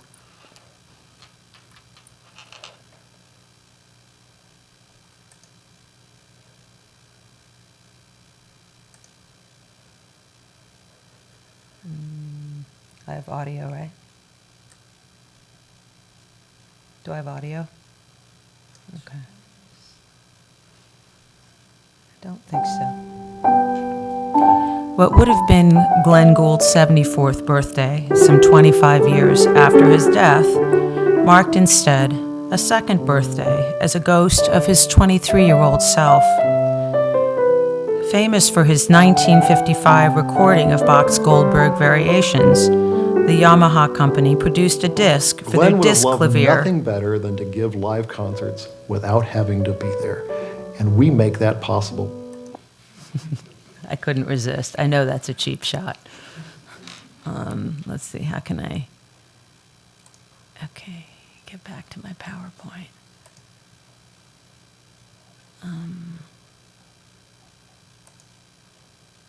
Okay. Okay, the Yamaha company produced a disc for their disc clavier that is based precisely, including microtones, on his 1955 performance. It is now possible to see Goldberg's Ghost perform that historically important work. But there's a catch. Although he famously loathed the limelight, Gould did take the trouble to record a second version in 1981, which he liked better, and which is not the version his Ghost plays. Rather, like the Ghost with unfinished business in a particularly troubling sight, he is condemned to play forever the 1955 version. What happens when we take this logic to the online version of Imponderabilia? If we're to go by the choice of performers in the show, the work can only be performed by the young artist, whose gracious form was an invitation to the passerby, and who, with Ule, formed a kind of sensuous sandwich from one viewpoint or an intensely awkward choice from another. Can we imagine a future world when Abramovich has decoupled herself from the extreme now of herself as both young and old, historic, high-risk performer, and regal and elegant grande dame of the art world, and receded into a ghost world as a kind of ever-young avatar shown here? We need to ask ourselves now, while many of these artists are still around.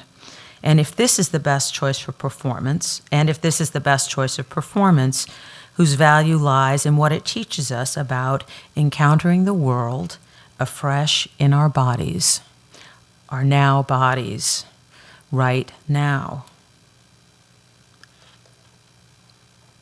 We could ask similar questions of performative objects from the same period. A reperformance of Capro's Fluids depicts the careful insistence on the kind of blocks and the scale of the rectangle, affecting once again the extreme now. Even the latter in this image from Cooper Union seems to be playing the part of the ghost's double to its distant cousin in Pasadena some 40 years earlier. That the new versions would get special lighting that makes them more beautiful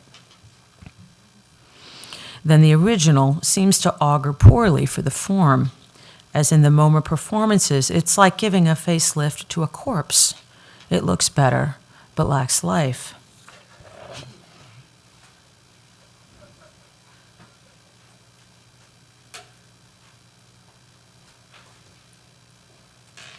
A year later, however, the LA Art Girls produced the same work at the Getty, carefully and meticulously. In their camp gear and contemporary garb, the second part of the piece took on another character as the work was deconstructed. Gone was the cloying attention to historic detail. Rather, the past was present enough to get them started, then banished, existing as a starting point, a way to encounter creativity anew, play it, riff on it, reject it, and adapt it to the needs of the present. As this piece indicates, The problem of ghosts and reperformance is ameliorated by attacking the emphatic presence in the genre, an emphasis on authorship and that inheres in the extreme now. Much might be gained from the lessons of live music, or at least the way the score functions in improvisational music with regard to the problem of ghosts, avatars, and zombies in reperformance art. The Annals of Performance Art offer precisely this model.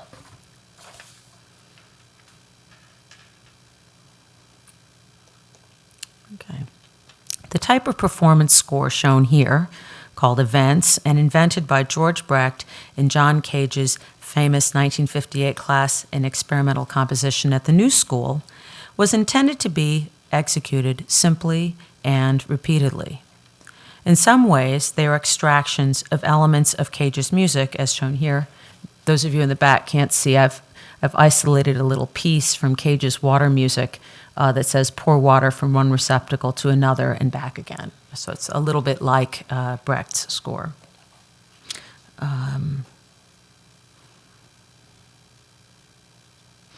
Part of the audience and artist's interest lies in seeing how the score will be used or interpreted each time, as it has now consistently for over a half-century.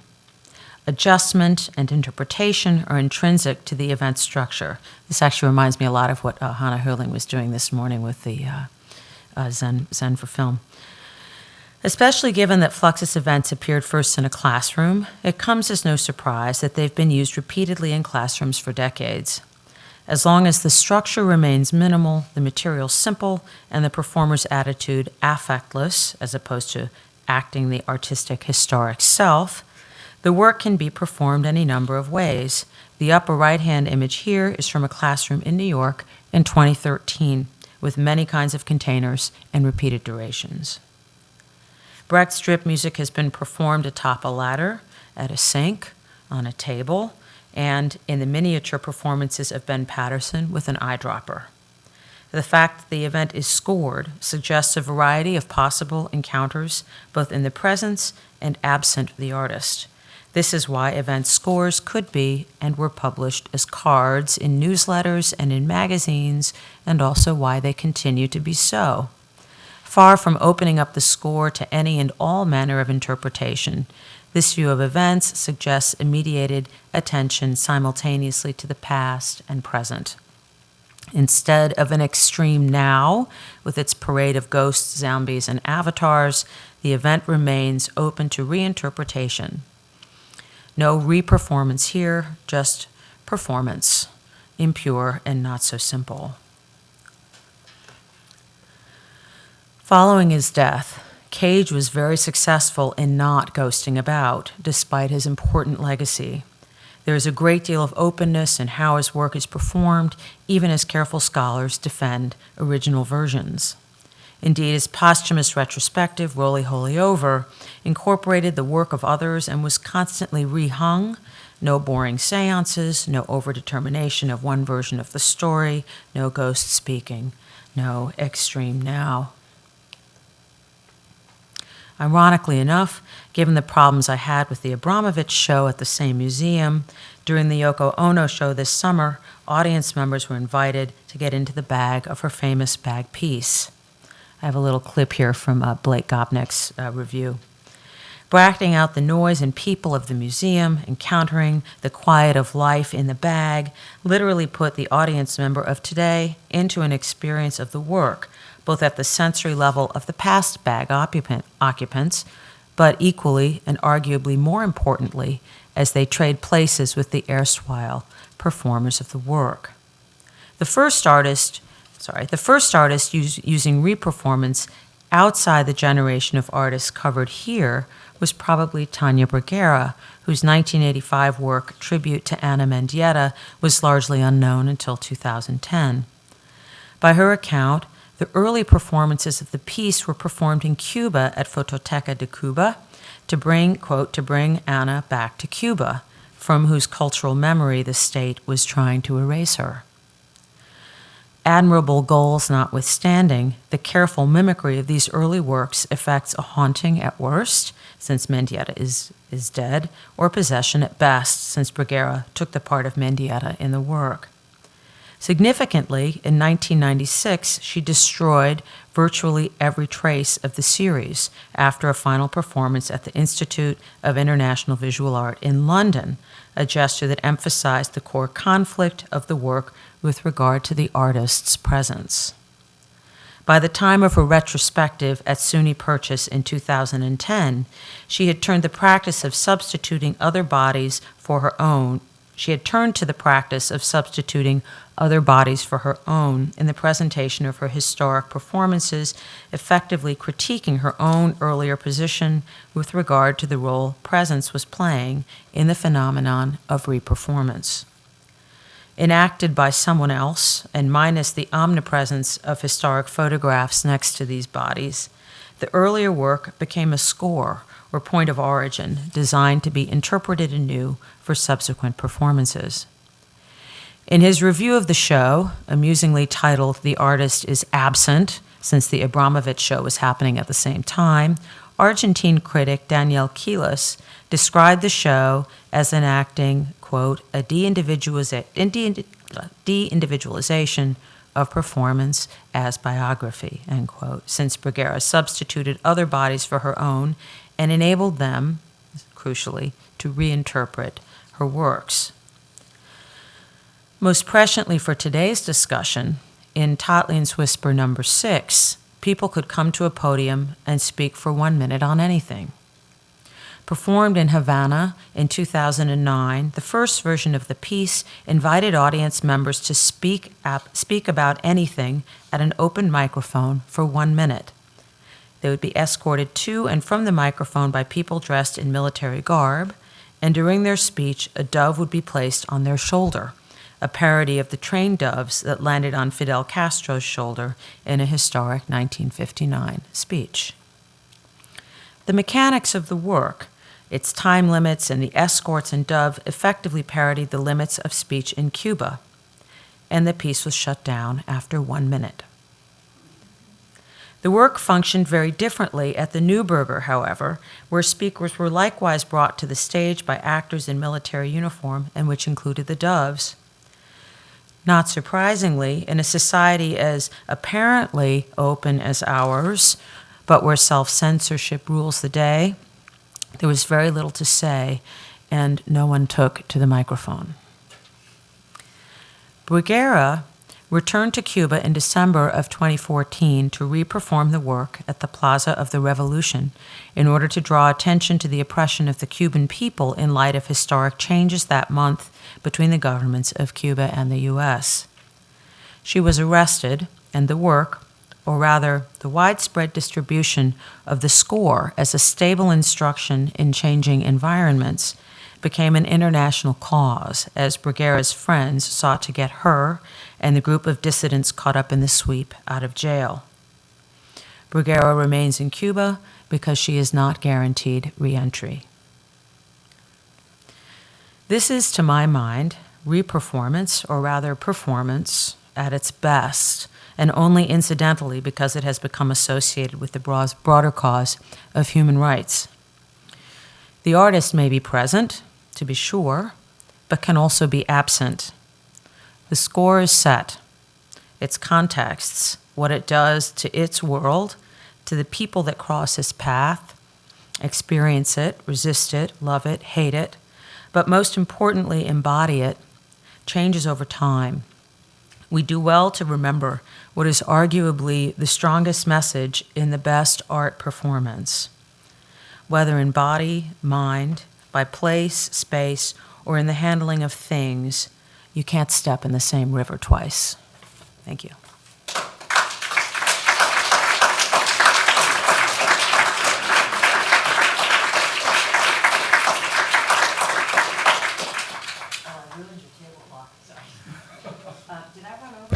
No. Any urgent questions? We have 5 minutes, actually. Thank you. Yeah. Thank you for that very interesting talk. But it just seems that there's a lot of diverse works here that have been, that are performed or reperformed. And it seems that the nature of what happens when a historical work is done has a lot to do with the initial circumstances of it, and I mean, for example, I guess I'm not so sure about the Glenn Gould example, because he was someone who became obsessed with recording technology, and who, in fact, as you surely know, devoted the latter part of his life to recordings as opposed to concerts, believing, in fact, that the recording that could be very literally reperformed would be a better record than the public one-time concert. So I guess I'm wondering how to incorporate the perspective of people exactly like him who are very precisely thinking about the future of those works. Yeah, I think that's such a good, really an excellent point. And the point, I wasn't trying to say, I tend to write things that get really big and then I have to cut.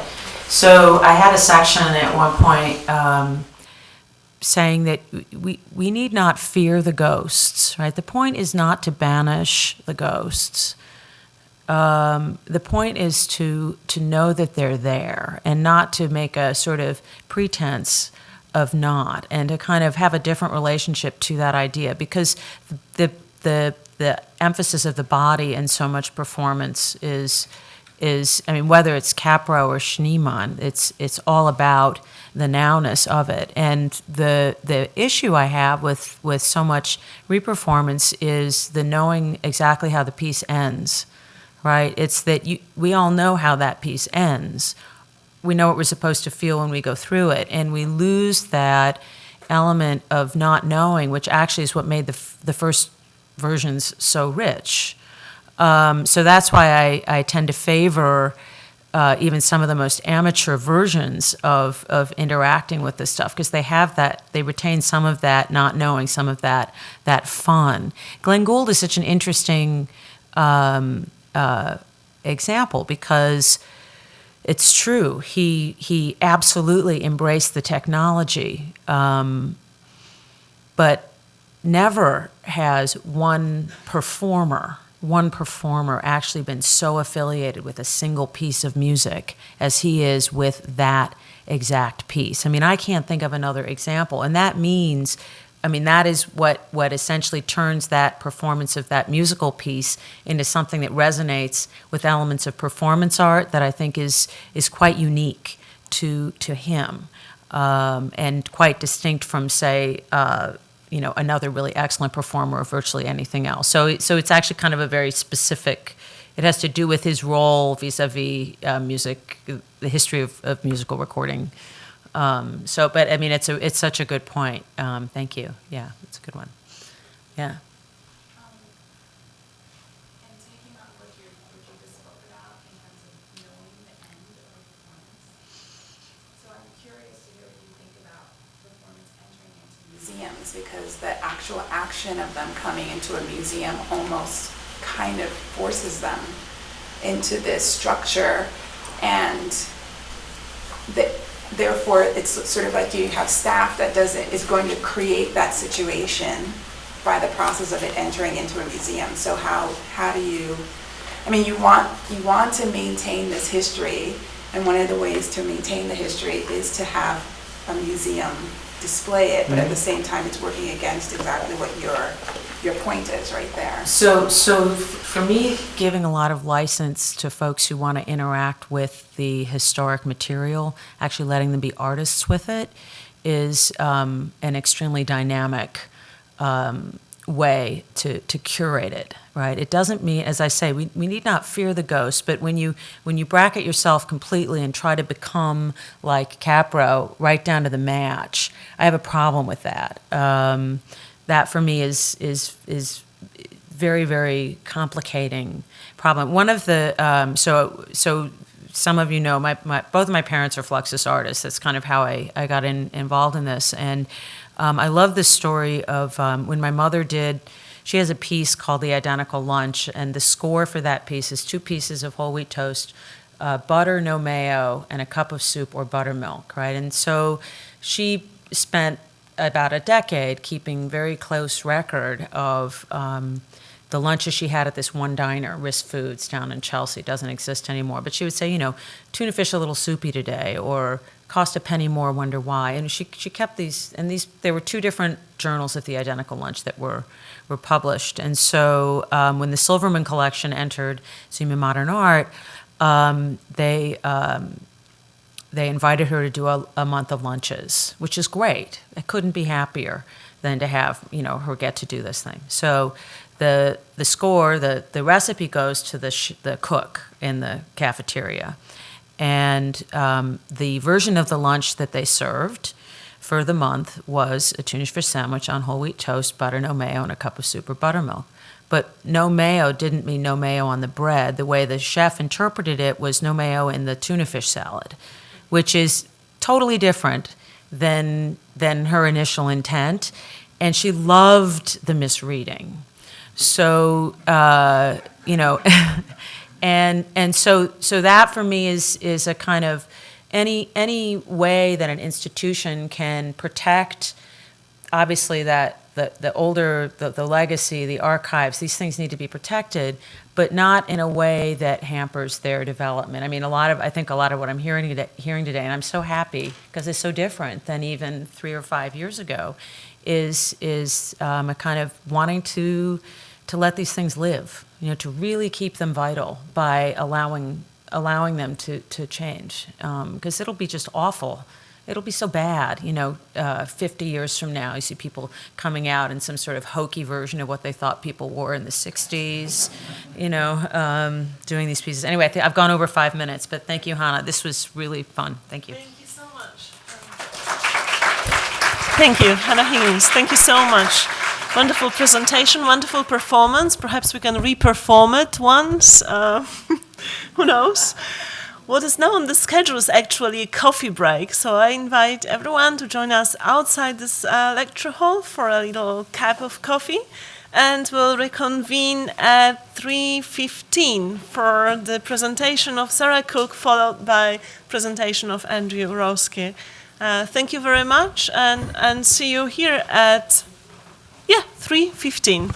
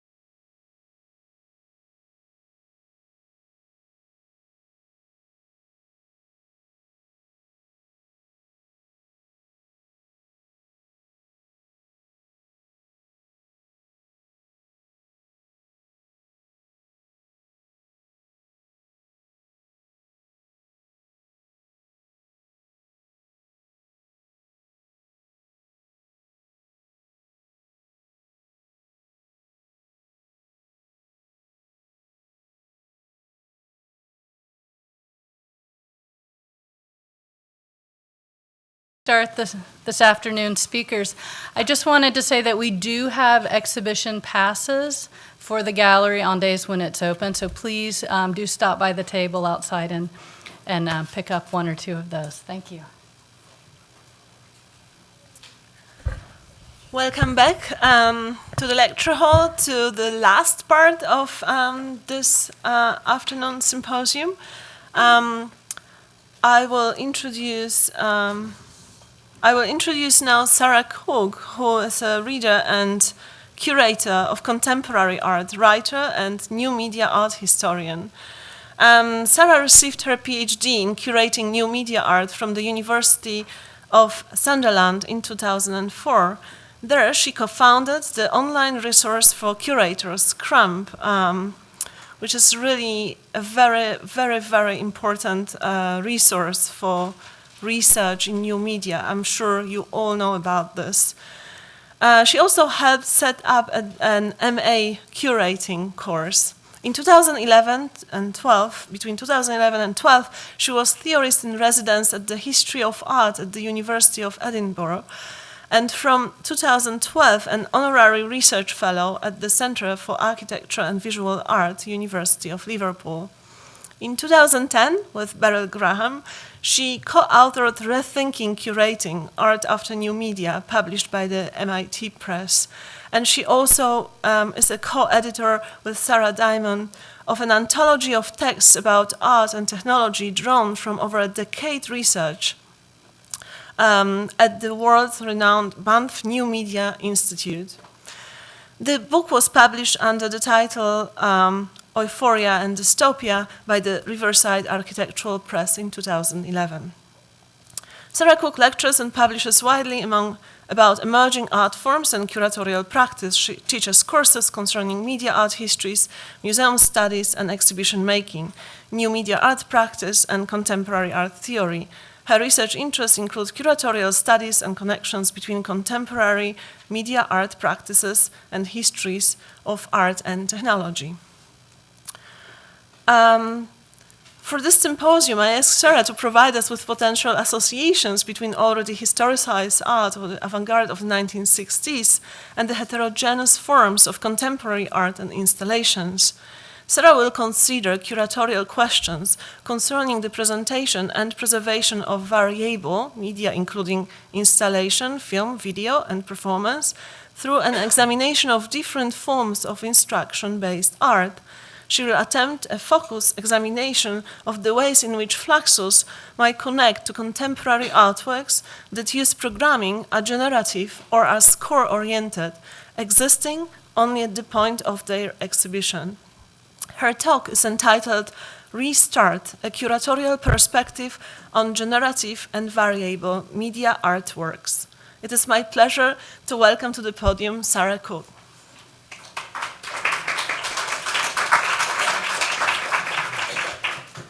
Thanks very much. It's an exciting crowd to be talking to, and I'm looking forward to some of the comments that might come up as a result. I hope you can hear me. I'm a little quiet, so I'll lean in. Yeah, it's a real pleasure to be here. I'm going to talk very, very quickly, sometimes specifically and sometimes very generally and vaguely about things I know a little bit or a lot or not much about. And those are my caveats. I'm going to show you images of works that aren't served well by their images and don't exist in the form that you will see them here. But I think that's par for the course for today. And I'm not going to use that button. I'm going to use this button. I'm going to use which button? The handheld is a separate device. Yeah, but you know, we didn't tie it to my computer. So we can't use that machine. Yes, it works now. Which one? See, I just clicked on it and you use Okay. yours. Thank you very much. All right. My introduction stated I was an art historian, and I only am by dint of having hung around, not by having been trained in it.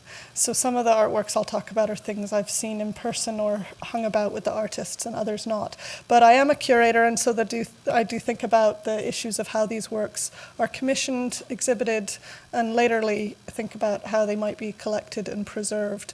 But the front end of the commissioning and the exhibiting, I sometimes don't have to worry so much about how they're preserved, but I do think about it a lot. So instruction-based work is the framework and the idea of the enactment of the instruction. And then duration, I want to talk a little bit about time and thinking about where variability exists in the artwork by dint of its duration. And this may become clear as we look at some things. There was a candle on the table a minute ago, so I thought I'd put a candle in too. And I was thinking about this work of Namjoon Paik's, which looks very dim on the screen up there, but brighter here. And thinking that there may be a system around which the artist has decided, but there also might be factors around which the artist has not decided. How much oxygen is in the room, for instance, or if there's a draft.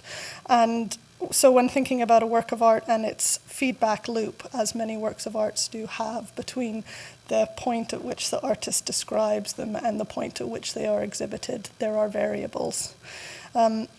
Laser cone, when it was installed at FACT in Liverpool, I don't know very much about these works, so I would be glad to be enlightened by others about them. But here I think we've got an interesting case of where the piece of technology is maybe not at all conditioned by the artist. And does this run in endless variation? Is it a set loop? How much can this work change? How long are you going to spend lying on the floor looking up at it? That's all up to you. So some of the examples I want to talk about are in really loose categories, and I think we'll see as we go along just how loose these categories are. But that gives you some notion. And at the end, I'll pick on a work that I think fits all of them. And in thinking about text-based works, I suppose I was thinking about, in the case of things like Yoko Ono's work and some others, that the instruction is really in the case where it's redone every time. You know, when every time this is exhibited, you might reprint these cards anew. They might be takeaways. So there's a possibility with the text-based work that how you handle it is different. Or perhaps it's the instruction, again, leaves it up to you as to how long you decide to spend actually doing the thing that the artist has maybe instructed you to do. And that's determined by you, the user. But then other works, maybe like this one, the variable piece, if you can read that from here, the idea that throughout the remainder of the artist's lifetime, he will photographically document to the extent of his capacity the existence of everyone alive in order to produce the most authentic and inclusive representation of the human species that may be assembled in that manner. There, I think the duration of the work is probably contingent upon the lifetime of the artist, and that the medium in which this work exists may change throughout the artist's lifetime, and maybe that's the prerogative there. So something that we don't necessarily know at the point of its exhibition. Or Germaine Coe's project, I Will, which she did for the Sydney Biennial, is a coin, and so it exists at the moment of its transference, the moment of its exchange, and the conversation that you have with the artist. What is it that she is agreeing that she will do, or what is it that you say you will do? And maybe only the two of you ever know that. The coin exists as that memento or marker or token of that very personal conversation between the artist and the user, as it were. Film works. In this category, I suppose I was thinking about works in which the infrastructure, the system, very clearly determines the work. And this will reveal itself in a minute, and you'll see why I picked it, if you can see it. I think that here, there's a technical support around the work, and so in this piece of Marika's, the work isn't what's on the film. The work is the fact that what's on the film is so proximate to the film in the same machine as the film, and that they exist sort of together in an endless loop, so that actually it's almost as though the light comes out of the loop onto a screen and goes straight back in again in this funny kind of a way. And so I was curious about the technical support and the apparatus, which made me want to talk about this as well, because here the technical support and the apparatus of the work could be considered as existing in the form of a relic, I guess, to use one of Hannah's words, but also in the form of an instruction, in that it was very important that Corey released to the world how to make this yourself at home, how to hack your own Nintendo cartridge. And that maybe in the case of the presentation of the work, the way Super Mario Clouds has been presented in gallery spaces has been at the suggestion or the collaboration with the curator or the commercial gallerist around how it exists in a physical space and its duration. Oh, it's a 20-minute loop. Okay, Corey's okay with that. That's fine. It can stay a 20-minute loop. So then I was thinking about the idea of the evidential object, which is another way of thinking about the relic. And could an evidential object be a precursor to, like, what's a relic in the before part, before it has its meaning, rather than a relic being somehow after it's got meaning? And I wasn't sure how to get my head around that, but I commissioned Scott Rogers to make this work called Self-Flowing Flask, which he worked with some glass artists and made on the basis of a drawing by Boyle, who was doing fluid dynamics, and this was a drawing in one of Boyle's notebooks. And the work exists alongside an animation of it working, and it really confuses people because, of course, a self-flowing flask wouldn't work. But why shouldn't it in the virtual world? And so it does here. And so, again, I think there's an interesting question. Oh, it's frozen, sorry. There's an interesting question about the precursor, the test of the authorship of the work, the realized or the unrealized potential of the work. It's stuttering a bit, so I'll stop. Okay, if I change tacks entirely now and think about systems-based works, I suppose this work by Heath Bunting, which might take a little bit of explaining, was a project that he did in 1994 called King's Cross Phone-In, and that is the work. I mean, I think there might be a second page, but that's it. It was a web page. It suggested that on the 5th of August 1994, you phone a phone in King's Cross train station where there used to be a room full of public telephones. These are rare things now. And so in this case, I would say that the instruction of the artwork exists in the interrelation between the systems, or numerous systems exist in this artwork. So you've got the internet, you've got people's ability in 1994 to get online and find this instruction. You've got the existing telephone network, you've got King's Cross train station as a form of network and what's happening on Friday at about 6 p.m. And then you've got the police, because that's what happened at 5 p.m. or 6 p.m. on Friday, is that the police came in and freaked out by the fact that all the phones were going at once, thought best to close the train station.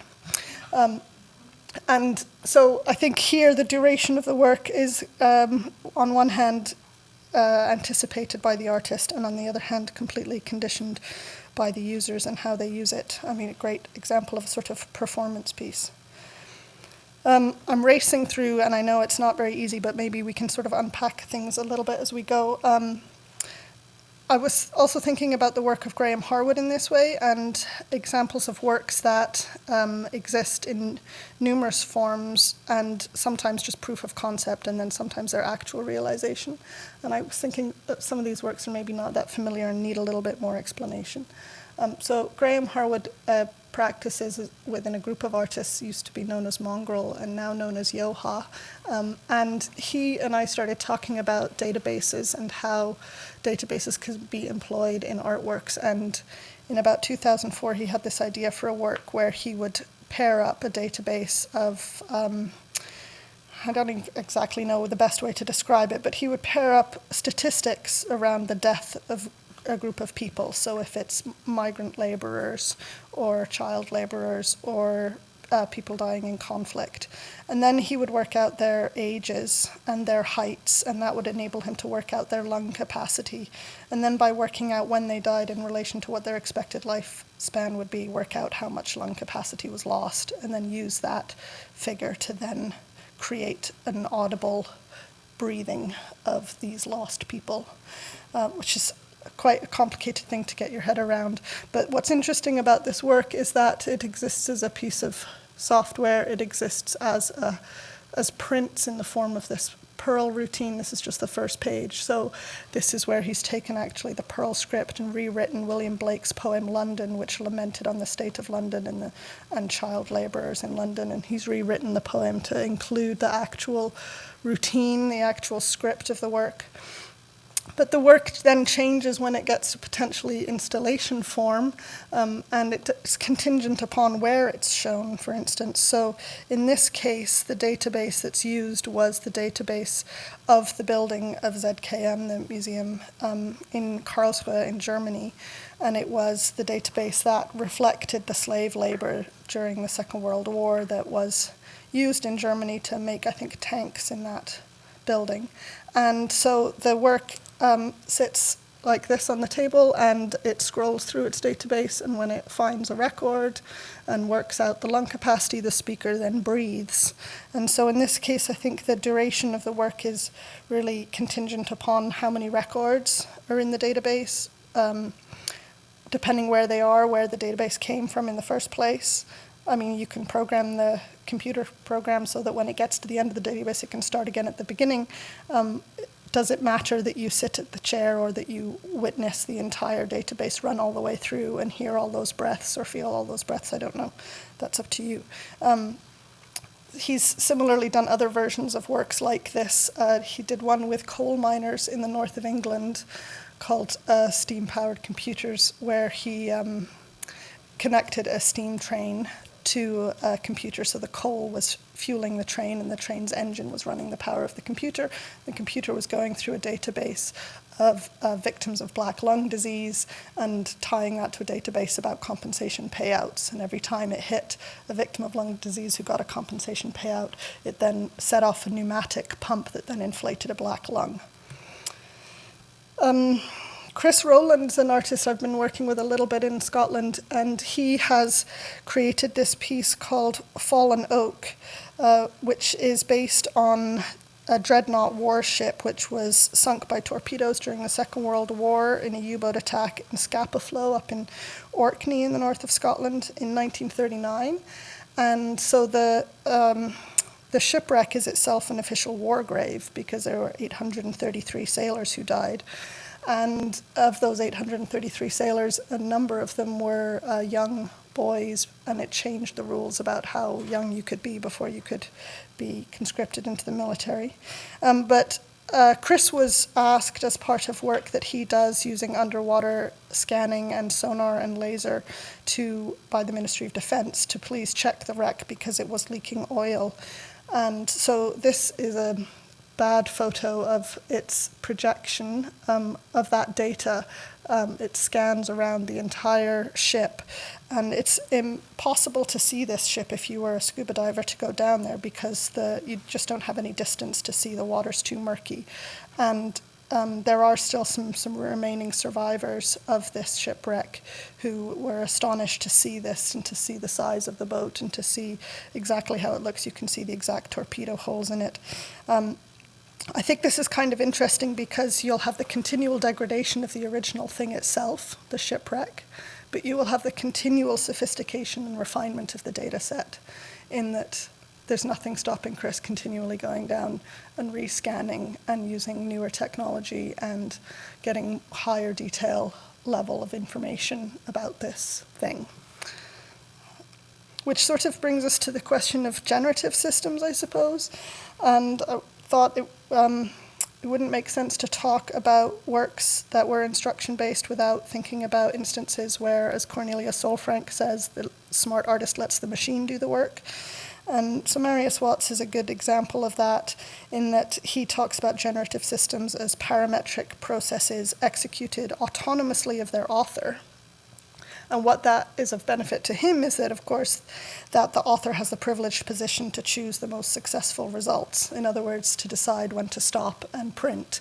And generative art is obviously an area where there's the potential for the system to decide when it stops and outputs, but also the potential for the artist to decide, or the potential for the audience to decide, and a generative system that's running endlessly. And of course, there's always possibilities that there's bugs in the code and that there's errors, but in Marius's view, that sometimes results in really serendipitous discoveries. Another example, which I would have liked to have shown you fully working and playing on the screen, but I thought that might be a bit risky, is Daniel Brown's work, Flowers. And this version of the work, as you can see, was commissioned by the University of Dundee, and it has to do with, we have the Darcy Thompson zoology collection. Darcy Thompson wrote a book called On Growth and Form, which was very influential in early computer programming. And so although Daniel Brown has made very many versions of this generative animation in which flowers grow and form and change and their petals change, and they wither and they die and they grow again, and you'll just have to look for documentation of it to see it go so beautifully. There's a sense that there's like a scaffold, and then there's the possibility to apply different skins or different textures on the surface. And so we asked Daniel Brown to come and be in residence within the Zoology Museum collection and use the collection to inspire him to create entirely new patterns and entirely new surfaces. And so this is one of my current areas of research because it's very unclear actually what the museum acquired in the commissioning process. It hasn't stopped Daniel going out and making further versions for hotel lobbies in Dubai, etc.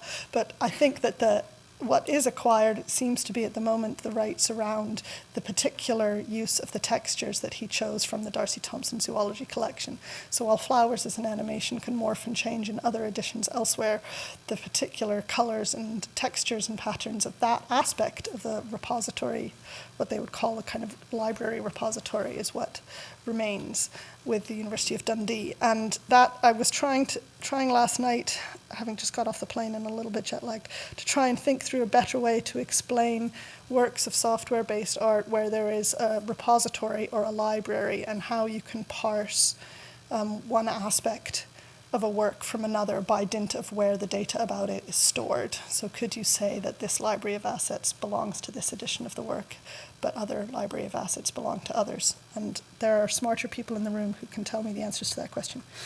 I'm going to skip that because what I want to spend my last 5 minutes really talking about is this newest work that I commissioned a year ago that I think brings together all of these loose, vague categories around instruction-based, text-based, moving image, code systems in one. And this was commissioned for the opening of a new scientific research center looking at biological and life sciences at the University of Dundee. And the work is called Stutterer, and it looks like this in this version by Thompson and Craighead, British-based artists who often work with chants and with instructions and with found materials. And the work has on the right-hand screen the code of DNA, the human genome sequence, and on the left-hand screen, which is a Hantrax monitor, it has clips of English language television broadcasts between 1990 and 2003. Now what happens is that the human genome sequence is acting like a score. So it's running through A, G, C, and T, the letters of the nucleotide base pairs. And for each letter, it's pulling from the database a clip where a word is spoken that starts with that same letter. These are photos from when we were testing it out and trying to see what it would look like on different screens and in different projection forms. And then I'll play you a little clip of it.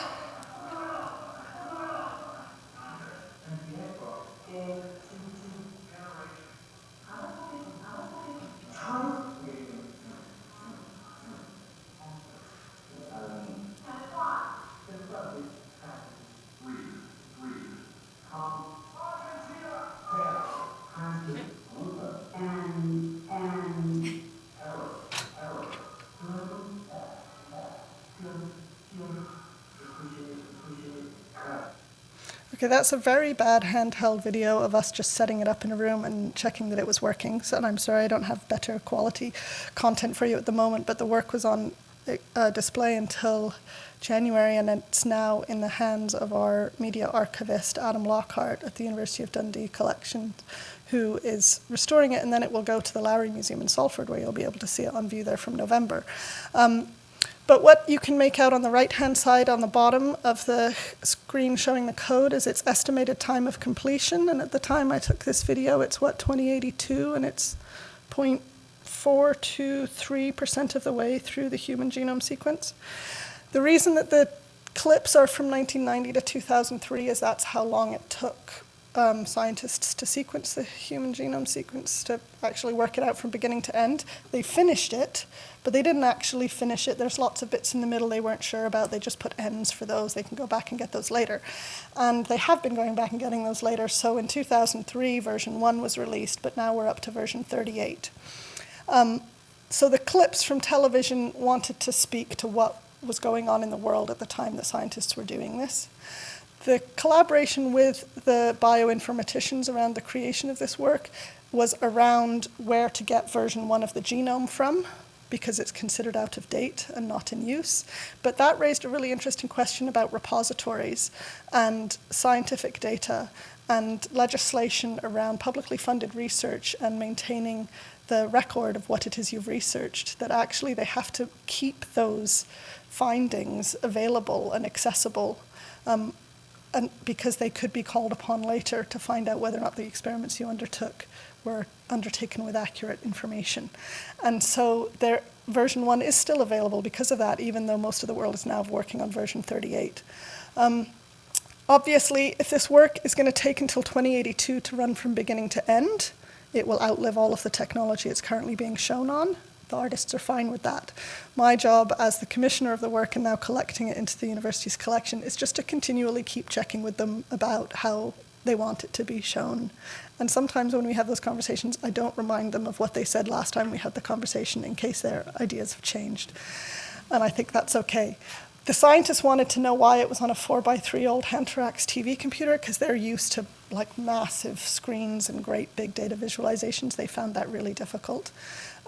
Once you explained to them that that's what television looked like then they kind of remembered and it was okay. So there is a notion of this as being a monument and having a deliberately nostalgic aspect to it. And I can tell you a lot more about it, but I won't right now. Those are just some shots of them making it. To recap, instruction-based art. Maybe the instruction is in the artist's own feedback system. Maybe it's in the actions of the artist. Maybe it's in the participation of others. Maybe it's in the code. Maybe it being in all of those different places or any combination of those places might affect how we think about the work. Duration, maybe it's intended by the artist. It's as long as it's going to take this code to get from beginning to end. But maybe it's determined by the system as well. DNA does just take that long to read. It's 3.5 billion letters of code. So if you're going to read it at any pace from beginning to end, maybe again it's determined by the audience. Thank you.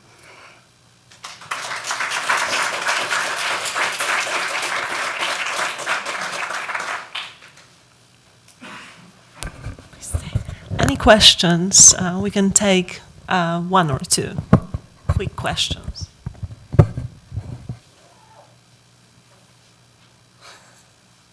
Stunned. So we'll keep them all for for the podium for the discussion afterwards. I would like now to introduce. Thank you very much, Sarah. That was very, very interesting. I would like.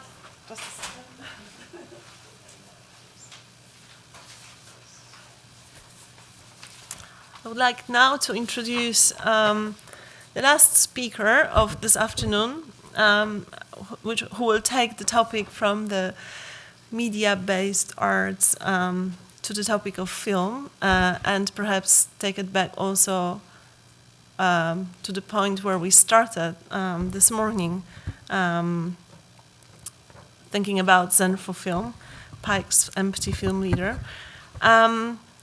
Andrew Urowski is Associate Professor and Graduate Director of the MA PhD program in Modern Art History, Criticism and Theory at Stony Brook University in New York. Broadly speaking, his work explores how durational media have helped to reframe traditional models of aesthetic production, exhibition, spectatorship, and objecthood.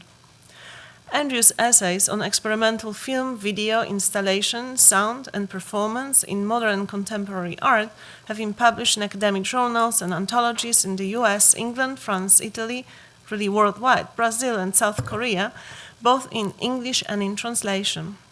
His first book, Between the Black Box and the White Cube, Expanded Cinema and Post-War Art, was published just last year with the University of Chicago Press. He is currently engaged in 2 new book projects, a revisionary history of structural film and video from the 1960s to the present, and a more theoretical engagement with issues of narrativity, affect, fictionality, and realism in contemporary art. Andrew Orowski's presentation is titled Animations and Philosophical Toys, Marcel Duchamp, Robert Breer, and the Problem of the Moving Image for Institutions of Post-War Art. It explores the 1955 movement exhibition in Paris as an early turning point in the emergence of the moving image in post-war art practice. The recovery of Marcel Duchamp's interest in the 19th century philosophical toy presented a model for artists to engage the moving image in a critical remove from the cinematic theater wherein it had become naturalized. Breaking the synthetic coherence of the motion picture into its component parts, Robert Breer's mutoscopes of the 1950s and early 60s mined the prehistory of industrial cinema to create works which function simultaneously as both film and sculpture. Breer's hybrid practices are connected to a more general consideration of the idea of expanded cinema in this period as a force of creative displacement and disruption across institutions, disciplines, and practices of post-war art exhibition and spectatorship. Please join me in welcoming here to the podium Andrew Orowski. We'll just hit this to start. Are you on this computer or? Yeah. No. Go back. Is it? No. Do we? How do you? Is that it? Oh yeah, this is this one. I see that. Can you go back to the first slide? Because it's not on the. It's like on the 10th slide. Aha, okay. There we go. Oh, the second is fine. Wunderbar. Okay. Wunderbar.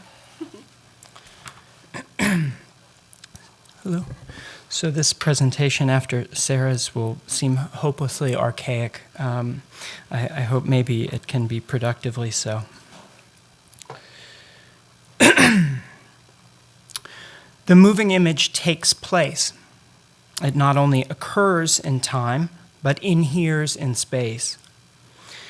In Between the Black Box and the White Cube, Expanded Cinema and Post-War Art, I explored Namjoon Paik's Zen for Film alongside Andy Warhol's Sleep and Claes Oldenburg's Movie House as a kind of degree zero for post-war art of the moving image.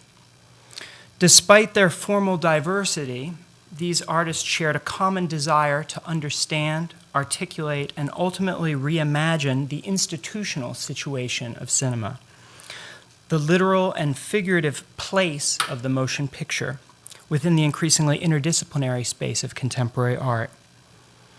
I argue that the idea of expanded cinema that emerged in mid-60s New York was an emerging consciousness of this paradoxical site specificity of cinematic practice, a growing awareness of the institutional conditions through which art's exhibition was structured, and the recognition that a concomitant recognition that any rejuvenation of the avant-garde project would necessitate a parallel rejuvenation of art institutions.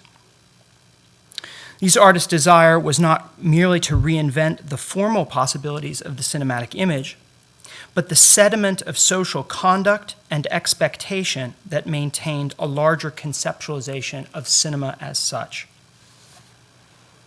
At the very historical moment in which cinema's specificity and autonomy as a modern art had finally been legitimated under the auspices of the New York Film Festival and the Museum of Modern Art's Lending Library, the expanded cinema sought to throw everything back into question. Not content to restrict cinema to an autonomous and isolated purity, these artists sought to harness and exploit cinema's historical and conceptual multiplicity in order to intervene within a diverse new range of situations and contexts. Unconcerned with the elevation of cinema to the level of a fine art, they sought instead to ask how the idea of cinema might function to subvert established codes of exhibition and spectatorship within the established arts more generally. thus precipitating a more fundamental transformation in the spaces and the possibilities of post-cinematic art as such. Elsewhere, I have traced the emergence of the expanded cinema to post-war Paris in the early 1950s and the lettrist cinema of Isidore Issou and Maurice Lemaitre.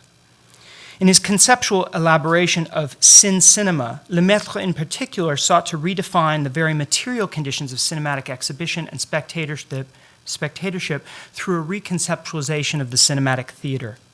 No longer a neutral, given, immutable background for the presentation of a work, Lemaitre conceptualized the theatrical space as itself a living constellation of elements to be manipulated in the service of an overarching cinematic event. Breaking with exhibitionary and spectatorial premises of the narrative theatrical drama, Lemaitre had been led back, like his Dada predecessor Francis Picabia, to cinema's pre-industrial origins in the late 19th century variety show. But the Dada movement had uncovered a different model in the prehistory of industrial cinema that would influence another model of expanded cinema, one that took place not within the black box of the cinematic theater, but within the white cube of the gallery space. This model was not simply a matter of introducing cinema into the gallery, of dimming the lights and turning the white cube into a black box. Rather, it was a process of thinking about how the temporality and kinetics of the moving image might be introduced into dialogue with modernist painting and sculpture. It was a process significantly aided by the historical recovery in the early 1950s of the legacy of Marcel Duchamp, specifically Duchamp's recovery of the Victorian philosophical toy as a tool of cinematic investigation. With their quasi-sculptural form, these optical devices allowed the idea of the cinematic to be displaced from the familiar darkness of the theater and situated within the bright light of the gallery. As the moving image was brought both literally and figuratively inside the gallery space, it would disrupt the established traditions of exhibition and spectatorship therein, ultimately contributing to a wide-ranging transformation of the idea of the gallery as such over the course of the 1960s. This transformation might be traced to an exhibition whose brief duration and modest scale belies its significance as a turning point in the development of post-war modernism. Le Mouvement, or Movement, was held in a small Parisian gallery of Denis René in the spring of 1955. René's show effectively launched the careers of Victor Vasarely, Jesus Rafael Soto, and Jean Tanguy, as well as playing an important role in the rehabilitation of Marcel Duchamp then underway. It prompted the 1959 exhibition Vision in Motion, as well as the larger 1961 traveling exhibition Art in Motion, and inspired the op art movement that would culminate in the Museum of Modern Art's 1966 extravagant exhibition, The Responsive Eye, in New York. Posing the question of movement within the historically static and timeless space of the art gallery, it had ramifications that would be felt over the next 2 decades in the physiology of perception, the association of art and engineering, and the emergence of the moving image within the post-war institutions of art. Vasarely, author of the exhibition's Yellow Manifesto, made no secret of his profound interest in cinema as the basis for the group's work. Channeling the enthusiasm of the historical avant-garde, he understood the kinetic nature of the exhibition to have descended from cinematic ideas, and he proclaimed that the future would herald a new era of cinematic abstraction across the arts. Yet it is telling that the artist most actively involved in pursuing this intersection of cinema and the plastic arts, a young, unknown American expatriate painter by the name of Robert Breer, would be almost entirely neglected within the art historical literature. Breer had come to Paris at the end of the 1940s, just as the city was beginning to rebound from the Nazi occupation. He spent a great deal of time around Vasarely and his circle, and by 1952, he had become the only American to exhibit regularly at the gallery amongst the group.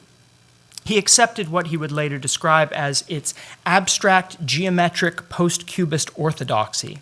A painting is an object, and its illusions have to acknowledge its surface as a reality, unquote. Yet over time, the group's rhetoric of absolute structure and fixed composition increasingly provoked an interest in how painterly form might be elaborated as an ongoing process rather than a closed finality. And here is Victor Vasarely's Kandahar of 1950, which is basically the kind of work that Breuer was interested in formally working against and with.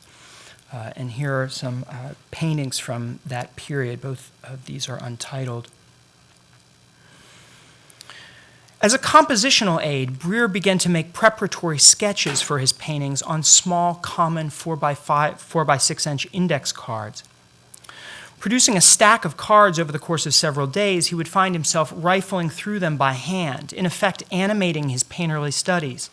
He soon began to consider this process of arriving at and departing from set forms more compelling than the attempt to fix them once and for all on his full-sized canvases. During a visit to his family home in Detroit, he overcame a quote-unquote inherent hostility to the camera and filmed, image by image, a series of transparencies that he had painted and then projected with a slide projector. Backing into cinema, as he describes it, Breuer analytically decomposed one of his rigid painterly compositions into indexed cards, then slides, and finally single frames or photograms to produce his first animated film, Form Phases 1, in 1952. Typically, animators begin with large sheets and reduce in order to magnify detail and precision, but Breuer did the exact opposite. Working in a deliberately small format and then enlarging enabled him to maintain the integrity of individual lines and brushstrokes. Upon returning to Paris with his camera, Breuer became more and more interested in the possibilities of cinematic abstraction, and he began to work systematically on paper index cards and film to produce Form Phases 2, 3, and 4 between 1953 and 54. Breuer considered these cinematic works to be in dialogue with his painterly compositions, revealing how forms became locked in one another, quote unquote, but enabling him to emphasize the process of painting rather than any fixed composition. And here's a quick clip from Form Phases 4.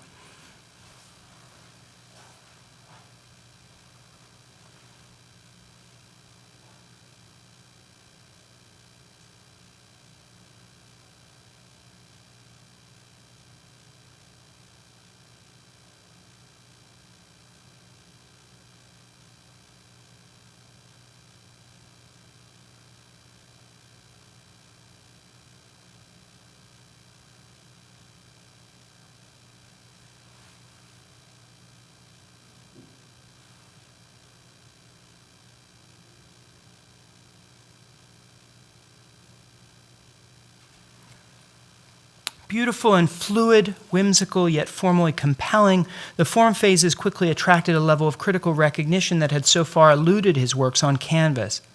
Breuer enjoyed the immediate feedback these films engendered, yet he was less taken with the theatrical black box within which they were screened. During the movement exhibition, for instance, Form Phases occupied a curiously liminal position. Rather than being screened at the gallery itself, it was presented within a program of mainly historical works at the Cinémathèque Française. This program, organized by Pontus Hultén, was intended to run parallel to the exhibition. Yet while the main exhibition lasted over 3 weeks, the film program was repeated 3 times over the course of a single evening. As a painter trained to respect the material condition of an object of the work as an object in space, Breuer remained decidedly uncomfortable in a situation in which a series of still images were imperceptibly transformed by an invisible apparatus into a seemingly fluid and immaterial field of movement. He was also uncomfortable with the idea that these works would take place in an exclusively cinematic context, divorced from the plastic works with which they were held in dialogue. With which he felt them to be in dialogue. Thus, despite the acclaim to which Breuer's Form Phases received in 1955, the artist had already set himself off along a radical new path, one which paradoxically involved a movement back towards the still image. Using only 6 feet of film, he created his 1954 work Image by Images by making 240 consecutive exposures. Yet rather than make the frames as similar as possible in order to produce the illusion of smooth, continuous motion, he set out to make every image as unlike the preceding one as possible. The result was 240 distinct optical sensations packed into 10 seconds of vision. The very nature of Brier's process gestured beyond both film and painting towards a quasi-sculptural situation. The film was too short to be screened conventionally, so he cemented both ends of the film strip together to form a continuous loop. In so doing, he was obliged to embed the cinematic projector as an integral component of the work, thus exhibiting not simply a projected image, but an entire apparatus of image production, simultaneously material and immaterial. Moreover, in creating an endless loop, Brier fractured the progressive and fixed temporality implied by the traditional motion picture. The work would simply have to be set in motion and then stopped at a more or less arbitrary point. As long as it were running, viewers would necessarily have to begin and leave off viewing of their own volition, as they would any other work of plastic art. While projecting the loop over long periods, he was surprised to discover that the eye constantly discovered new images. On a basic perceptual level, the work was different for each individual and even for the same individual over time. Moreover, the rapidity of the image stream created something quite distinct from the usual narrativity of a motion picture. The technique, he said, quote, tends to destroy dramatic development in the usual sense, and a new continuity emerges in the form of a very dense and compact texture. When pushed to extremes, the resulting vibration brings an almost static image to the screen. Unquote. Brier considered the work a hybrid conjunction of the still and moving image. For all its frenetic movement, the image produced acquired an unusual degree of stasis, a kind of singular vibration, as when objects move so quickly before us that differentiation becomes impossible, and we begin to see the totality as a kind of continuous undulating flow. Falling into one another, not blending precisely, but giving rise to a singular image in motion. Rather than the progressive unfolding of form phases, Brier would describe this new construction as a kind of space image, in which, quote, the whole work is constantly presented from beginning to end, and though in constant transformation, is at all times its total self. These quasi-cinematic objects would enclose blocks of time in which no time takes place. Yet Brier's curious sculptural film manifested its unusual conjunction of temporality and materiality in a singularly dramatic way. It destroyed itself. At only 6 feet in length, a single half-hour exhibition subjected the delicate celluloid base to the heat and friction of over 180 ordinary theatrical screenings. The minor dust and scratches that inevitably scar any film print were thus magnified 100-fold, and the work was subject to the ravages of an accelerated material decomposition. Puncturing the illusion of film as an immaterial projection of light, the decay of the substrate reinforced Brier's conception of temporality as something exterior to the work, rather than contained within it. Even if it had survived, it was far from clear how Brier's sculptural cinematic hybrid might have been accommodated within the movement exhibition. Aesthetically and conceptually, it fit neither within the show's principal exhibition of painting and sculpture, nor within its supplemental screenings at the Cinémathèque Française. Yet Brier would manage to exhibit a work within the show proper that, like his film loop, sought to limn the threshold of the plastic and visual arts. Fittingly, it was a work that was neither painting, nor sculpture, nor film, but a curious conjunction of all three. Ironically, it took a form so radically out of sync with everything else on display that it has been virtually forgotten to histories of the exhibition altogether. Yet this small pivotal work would be the bridge by which Brier would join Marcel Duchamp, the most senior artist in the exhibition, in his recovery of the Victorian philosophical toy as model, a model which a model by which the exploration of the moving image could be undertaken within the bright light of the gallery's white cube. For the movement exhibition, Breuer would produce a curious object whose quality of movement, true to Vasarely's term cinétisme, was fundamentally cinematic. While Breuer was generally interested in ideas of movement and duration, he had criticized much of the emerging kinetic sculpture as simply grafting an external quality of movement onto what were essentially static forms. His unique solution to this dilemma took the form of a book bearing the title Image by Images, just like the loop film he had produced the year before. It was neither an illustration nor a documentation of the previous work, but rather a translation of its principles to a novel situation. The title spoke to the self-reflexive emphasis on process to which Breuer had become increasingly devoted.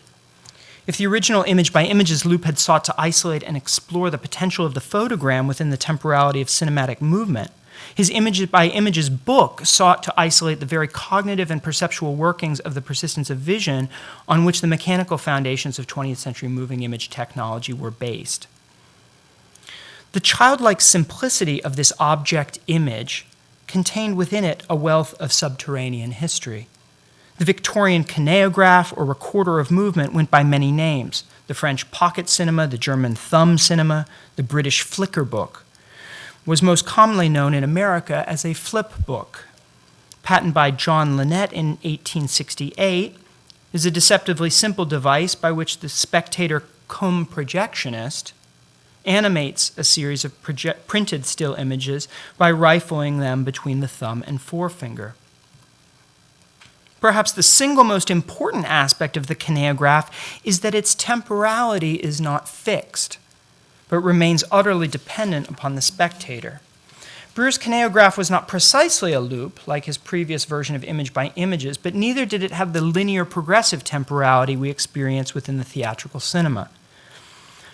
With a manipulable temporality, both literally and metaphorically at our fingertips, it begged to be stopped, started, slowed down, and sped up. Furthermore, the limited duration of the sequence practically ensured that it would be repeated through any number of these temporal iterations. It was almost impossible to view the work with the accustomed mechanical regularity. Try as one might, slight variations in speed would inevitably be introduced, foregrounding the sense that the movement of the images was being actively created by the spectator rather than merely viewed. Merely than grafting movement onto a static form, the human intervention necessary in animating the work created an encounter with an uncanny phenomenological hybrid, an obdurate physical object as well as in an immaterial moving image. Viewable under ordinary light, the kineograph did not require the separate space of a darkened theater, but could be observed alongside other objects within the traditional space of the gallery.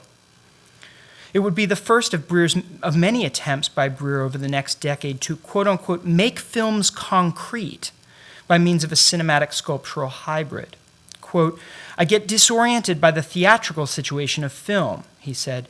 "You project this piece of magic on the wall. I just felt this very dramatic theatrical situation in some ways, just by the environment of the movie house, robbed some of the mystery from film itself." As viewers played Breuer's work almost like an instrument, their perception would shift almost imperceptibly between stillness and movement, focusing on that delicate ephemeral transition between the two. Despite being the first artist book of its kind, Breuer's abstract kineograph is neglected within virtually every historical account of the movement show. It likely struck viewers as a curiosity or souvenir rather than a significant work in its own right. And after all, the technology Breuer employed had long ago been rendered obsolete and survived only in dusty collections of antique dealers. But Breuer's neglected multiple was perfectly in keeping with the exhibition's most significant historical precedent, as well as the oldest work there on display, Marcel Duchamp's rotary demisphere, precision optics of 1925. Like Calder's mobiles, Duchamp's work was intended to provide a pedigree from the historical avant-garde for the concerns of the younger post-war generation. Its motor-driven apparatus seemed to lead to the kinetic vocabulary of Tanguy's metamécanique constructions, while its hypnotic central spiral produced the powerful physiological effects that Vasarely's painting was beginning to explore. Yet these formal similarities were themselves byproducts of the more substantive conceptual investigation Duchamp had begun around 1918 into what he called psychophysiological optics, sometimes also called precision optics.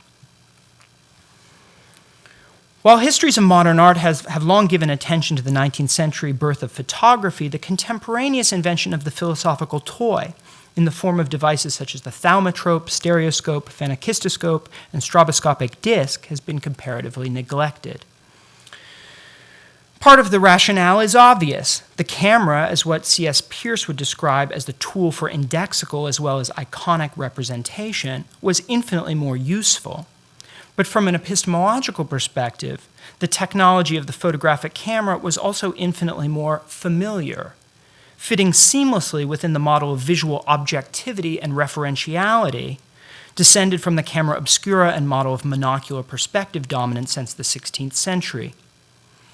Philosophical toys were philosophical precisely insofar as they overthrew the earlier decorporealized subjective vision on which a whole philosophical conception of subjectivity had been grounded. They conclusively demonstrated that visual perception could no longer be understood within a rhetoric of equivalence between interior and exterior reality, but instead concerned the conjunction of multiple physiological operations within the subjective mind. And I'm just going to show you two very brief examples of philosophical toys. A couple, actually. This is Sir Charles Whetstone's mirror stereoscope of 1838, perhaps the most important of them all. And Duchamp's handmade stereopticon slide, 1918. It was precisely this less studied tradition that Duchamp would make an explicit and sustained focus of his philosophical attention within a series of optical toys he produced over the next 50 years, from his handmade stereopticon slide of 1918 to his anaglyphic chimney of 1968, the year of his death.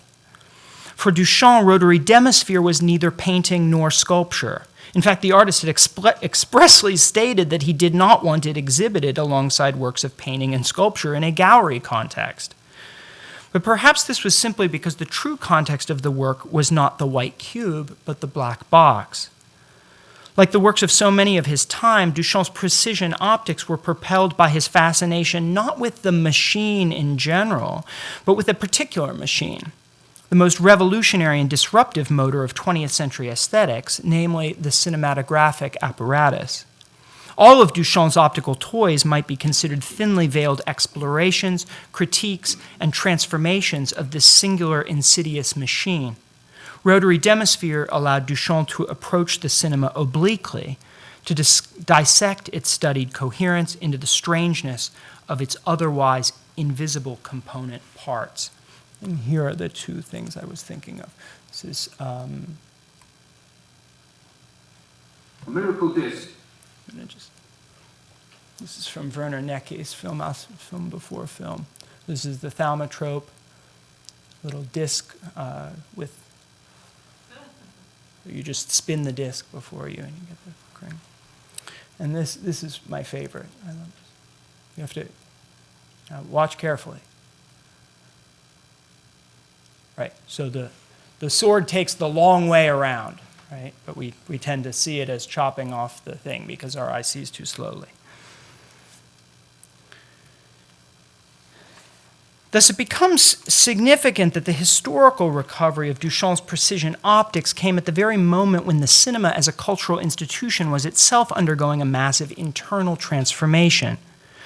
The industrial cinema was just then going into a frenzied technological overdrive to ward off the incursion of domestic television.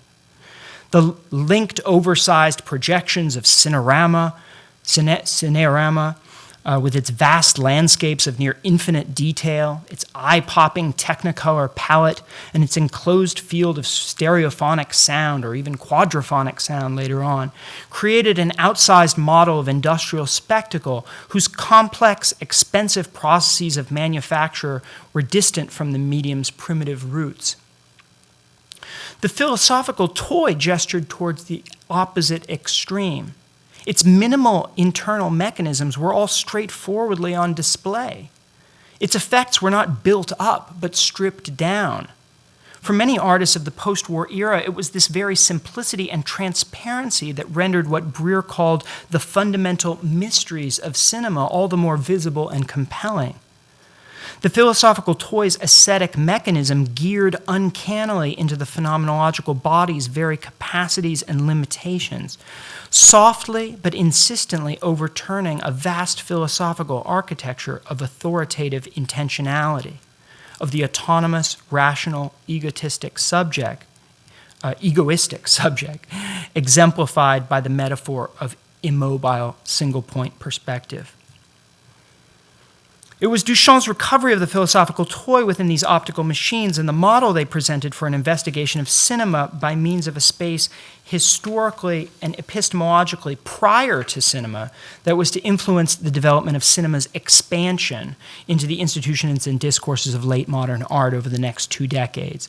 These deceptively simple machines were uniquely able to embody both the obdurate solidity of the sculptural object and the uncanny immateriality of the purely optical experience of movement and transformation.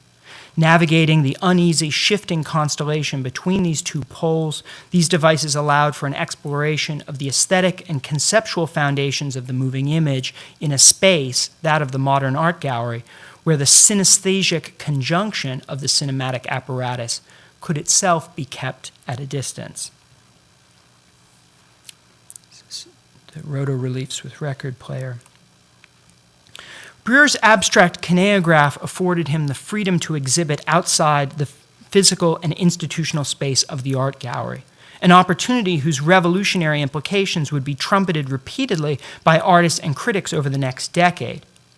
So there's tons of flip books by artists made in the 1960s. Yet Breer showed little interest in doing so. In fact, Breer disliked screening his films in theaters specifically because he felt they had become divorced from the art gallery, for it was only within that context that he felt the relevance and significance of these works would be understood. Instead of simply abandoning the gallery space, Breer sought to engage it, to transform it from within. In order to advance a dialogue with the plastic forms of painting and sculpture, as well as the specific conventions of the gallery space, Breer proceeded to give his kineograph an even more sculptural form. Taking up Hermann Kassler's mutoscope of 1894, he transformed the spine of the book into a spool and added a crank and a stay for the momentary suspension of each image. The resulting device allowed a continuous moving image to be maintained indefinitely by the spectator cum operator. Beginning in 1958, Breer used the ready-made form of the mutoscope to explore the phenomenological basis of cinema at a remove from the established social and cultural imperatives of the cinematic theater. Capable of negotiating between the material solidity of sculpture and the dematerialized cinematic image, the mutoscope allowed Breer to pose basic questions of cinema within the physical, institutional, and discursive space of the plastic arts. Set in motion only through the action of the viewer, the mutoscope thus exemplified precisely the kind of authorial divestment and fortuitous modulation then emerging as hallmarks of post-Cagean aesthetics. And I'm just going to skip here because I'm kind of running low on time and show you a couple of these transparent. Breer became very interested in a rhetoric of transparency, but the transparency that he's interested in is a curious one. It's not simply the kind of standard rhetoric of ideological transparency and materiality that we're accustomed to from the kind of structural materialist film.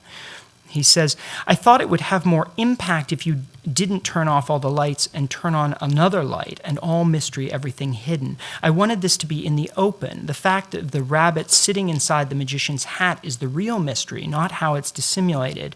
The hat should be transparent and show the rabbit. It's one of these awkward, strange quotes that Breer comes up with. But he wants to show the mechanism at the same time that he's allowing the mechanism to work its magic on us so that we move between these two experiences. This is Linear Mutoscope of 1964, with him actually operating it. And finally, at rest, the transparent frames would appear both image and object simultaneously. And in motion, the apparatus itself might be said to dissolve even as it remained in physical contact with the observer's hand. This threshold between work and frame, media and apparatus, becomes paradigmatically visible in a work like Homage for John Cage. The line between image and support is quite literally winnowed down, resulting in a kind of three-dimensional movie. By breaking the synthetic coherence of the industrial cinema into its component parts, the model of the philosophical toy allowed artists a means to revisit the supposedly basic phenomena of cinematic projection and reception. Lying somewhere between image, object, and motion picture, it dislocated and dislocated from the exhibitionary conventions of both the art gallery and the cinematic theater, the model of the philosophical toy allowed a post-war generation of artist filmmakers to move back towards the future, just as it had done for Duchamp nearly a half-century before. Thank you.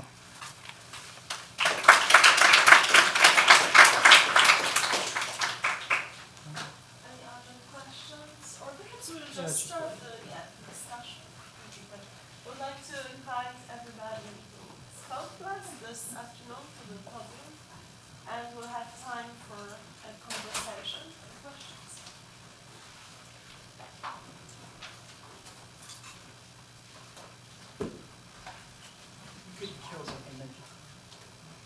Oh, it's actually quite nice.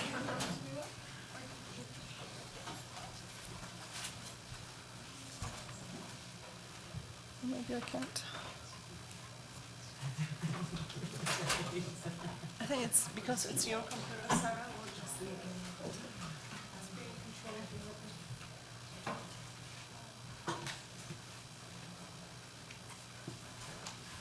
Great. Are there any questions already, or someone would like to start the discussion? Otherwise, I have actually a question that perhaps relates to the three of the presentations of this afternoon, more than perhaps to Andrew's, to the last one. I'm very interested in the project, looking at Zen for film, its changeability and how its identity is kind of constituted by all those different instantiations and changes. I was thinking actually whether a work can be thought of as a sum of all its transitions, the transitions that are undergone, or more of a kind of constitutive parts, kind of singular constitutive moments that form this sum of transitions. So do we have to, basically it relates, to Sarah, your presentation, to the paradigm of the so-called new media. It relates very much to the performance, and it relates very much to the works that Glenn was addressing this afternoon. So I wonder, how can we really conceive of those works? I would also have a question for Andrew, which will take it a little bit in another direction. But perhaps we could just start with this.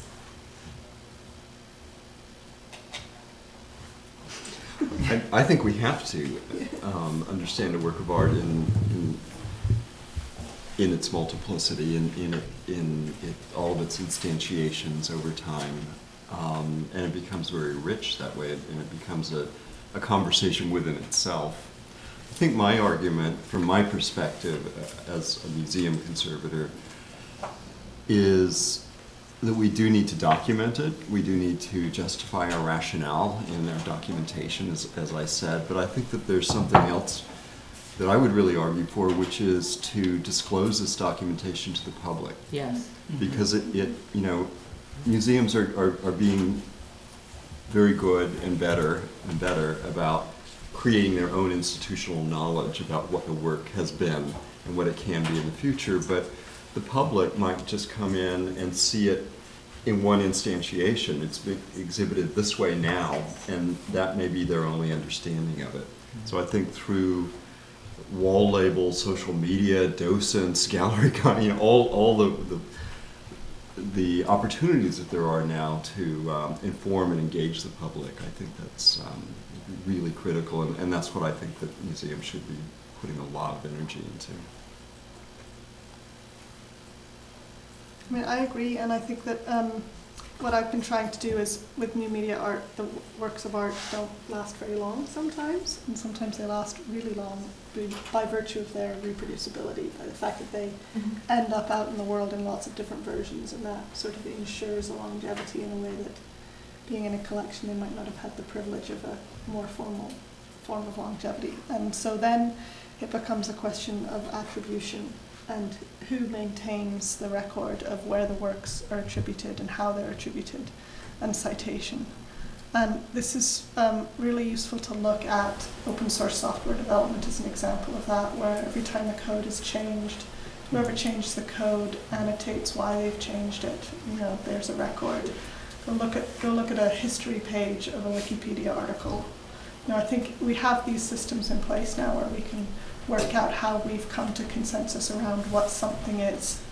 And if we look at other ways in which information management happens around current events, let's say, or revisions to the newspaper article about the event that happened yesterday, then there's a way of actually tracking how the change in interpretation exists. And we could start to do that more than we do now for works of art.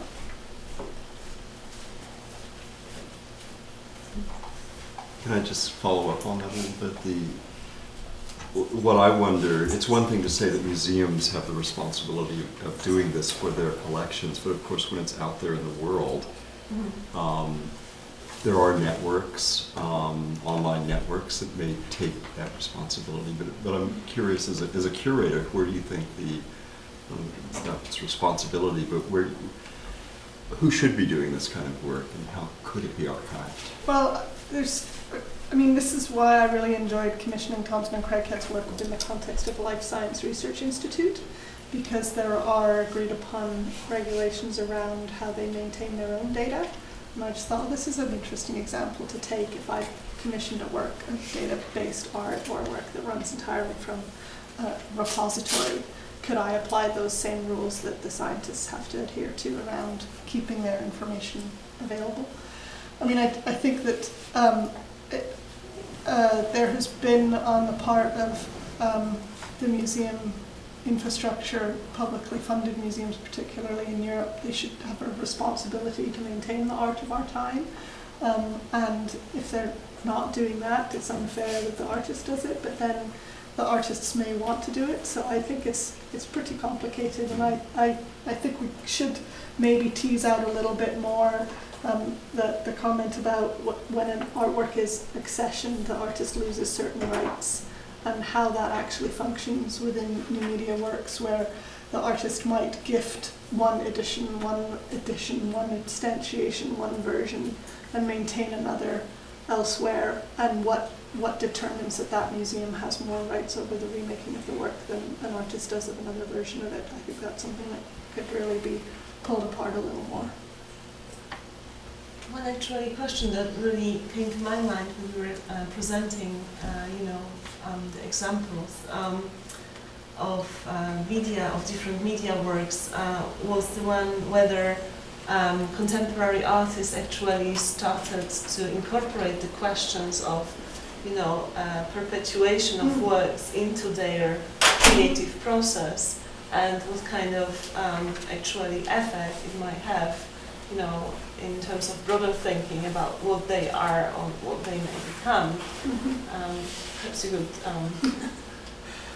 Yeah, I know I showed a huge number of examples in not enough detail, but I do think that there is within those works a strong thread around artists thinking about the temporality of their work and its long-term existence, and when that is built into the work itself. It's no accident that Thompson and Craig had made a work about DNA that takes a lifetime to view, and that's very deliberate, and it's no accident that they've made it using a form of television that will appear archaic or dated pretty soon, because it is a very strong commentary on us. The more we learn about our genetic makeup, the more we try to change the world around us as a result of that knowledge, right? So I do think that it is there, and it, in part, audiences' familiarity with media systems, it affects that, I guess.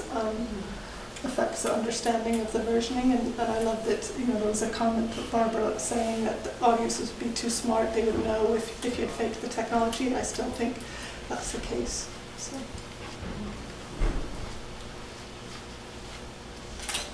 Do you think, your presentation was concerning re-performance or different sorts of performance.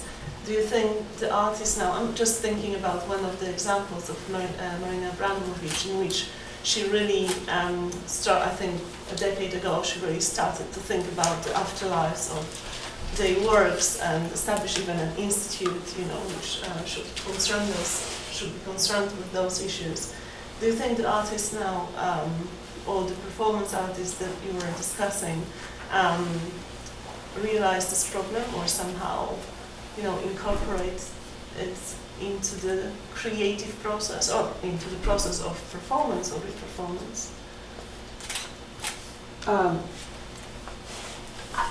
I don't think that the Academy has any business kind of telling artists what to do. I think it's incredibly important that they not have to think about this.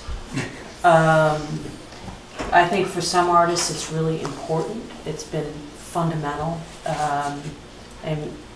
During lunch we were talking about the reflux editions a little bit. Barbara Moore's re-editioning Fluxus works because she had Machunis's materials, and in some way it was right fundamentally for her to be able to continue to do that, although it was clearly not part of Machunis's intent, right? To have someone else be executing these. So I feel strongly that our world, since none of us up here are artists, shouldn't be telling artists at all really what to do, because in a sense then artists can have the most creative solutions, right? The ones that aren't prescribed by what we all understand as the solutions, right? If art is a form of creative problem solving. That said, then you have folks like, say, Linda Montano, who's not a Fluxus artist really at all, but who has devised a kind of incredible online life for her various personas and long durational pieces. And folks love to tap into her world of kind of changing personas and fortune tellers kind of hopscotching over the present and the near future. And she does these amazing fortune telling readings as an alter ego, and that seems to me to be also a way of thinking about the futurity of the work, right? That an artist might invent something totally amazing, weird, irrational, unreasonable, and that also kind of belongs in, I feel like I'm mumbling, but that also belongs in part of how we think about preservation of these works. I would want to allow that.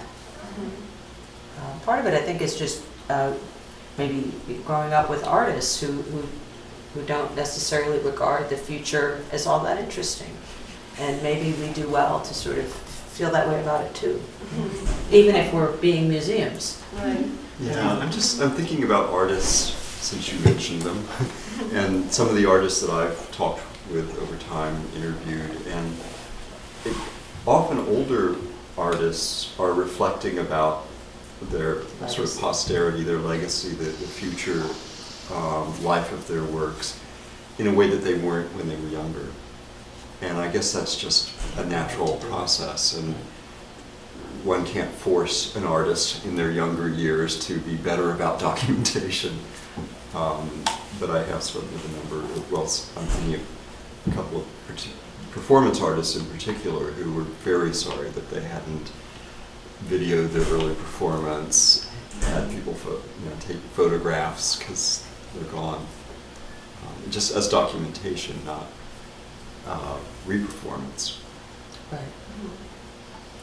So do you think the artist's opinion can? I mean, you mentioned growing up with parents who were artists. Did you experience that also their opinions changed and their attitudes towards the kind of continuity of their works, or? Not so much. I mean, my father was a fastidious record keeper.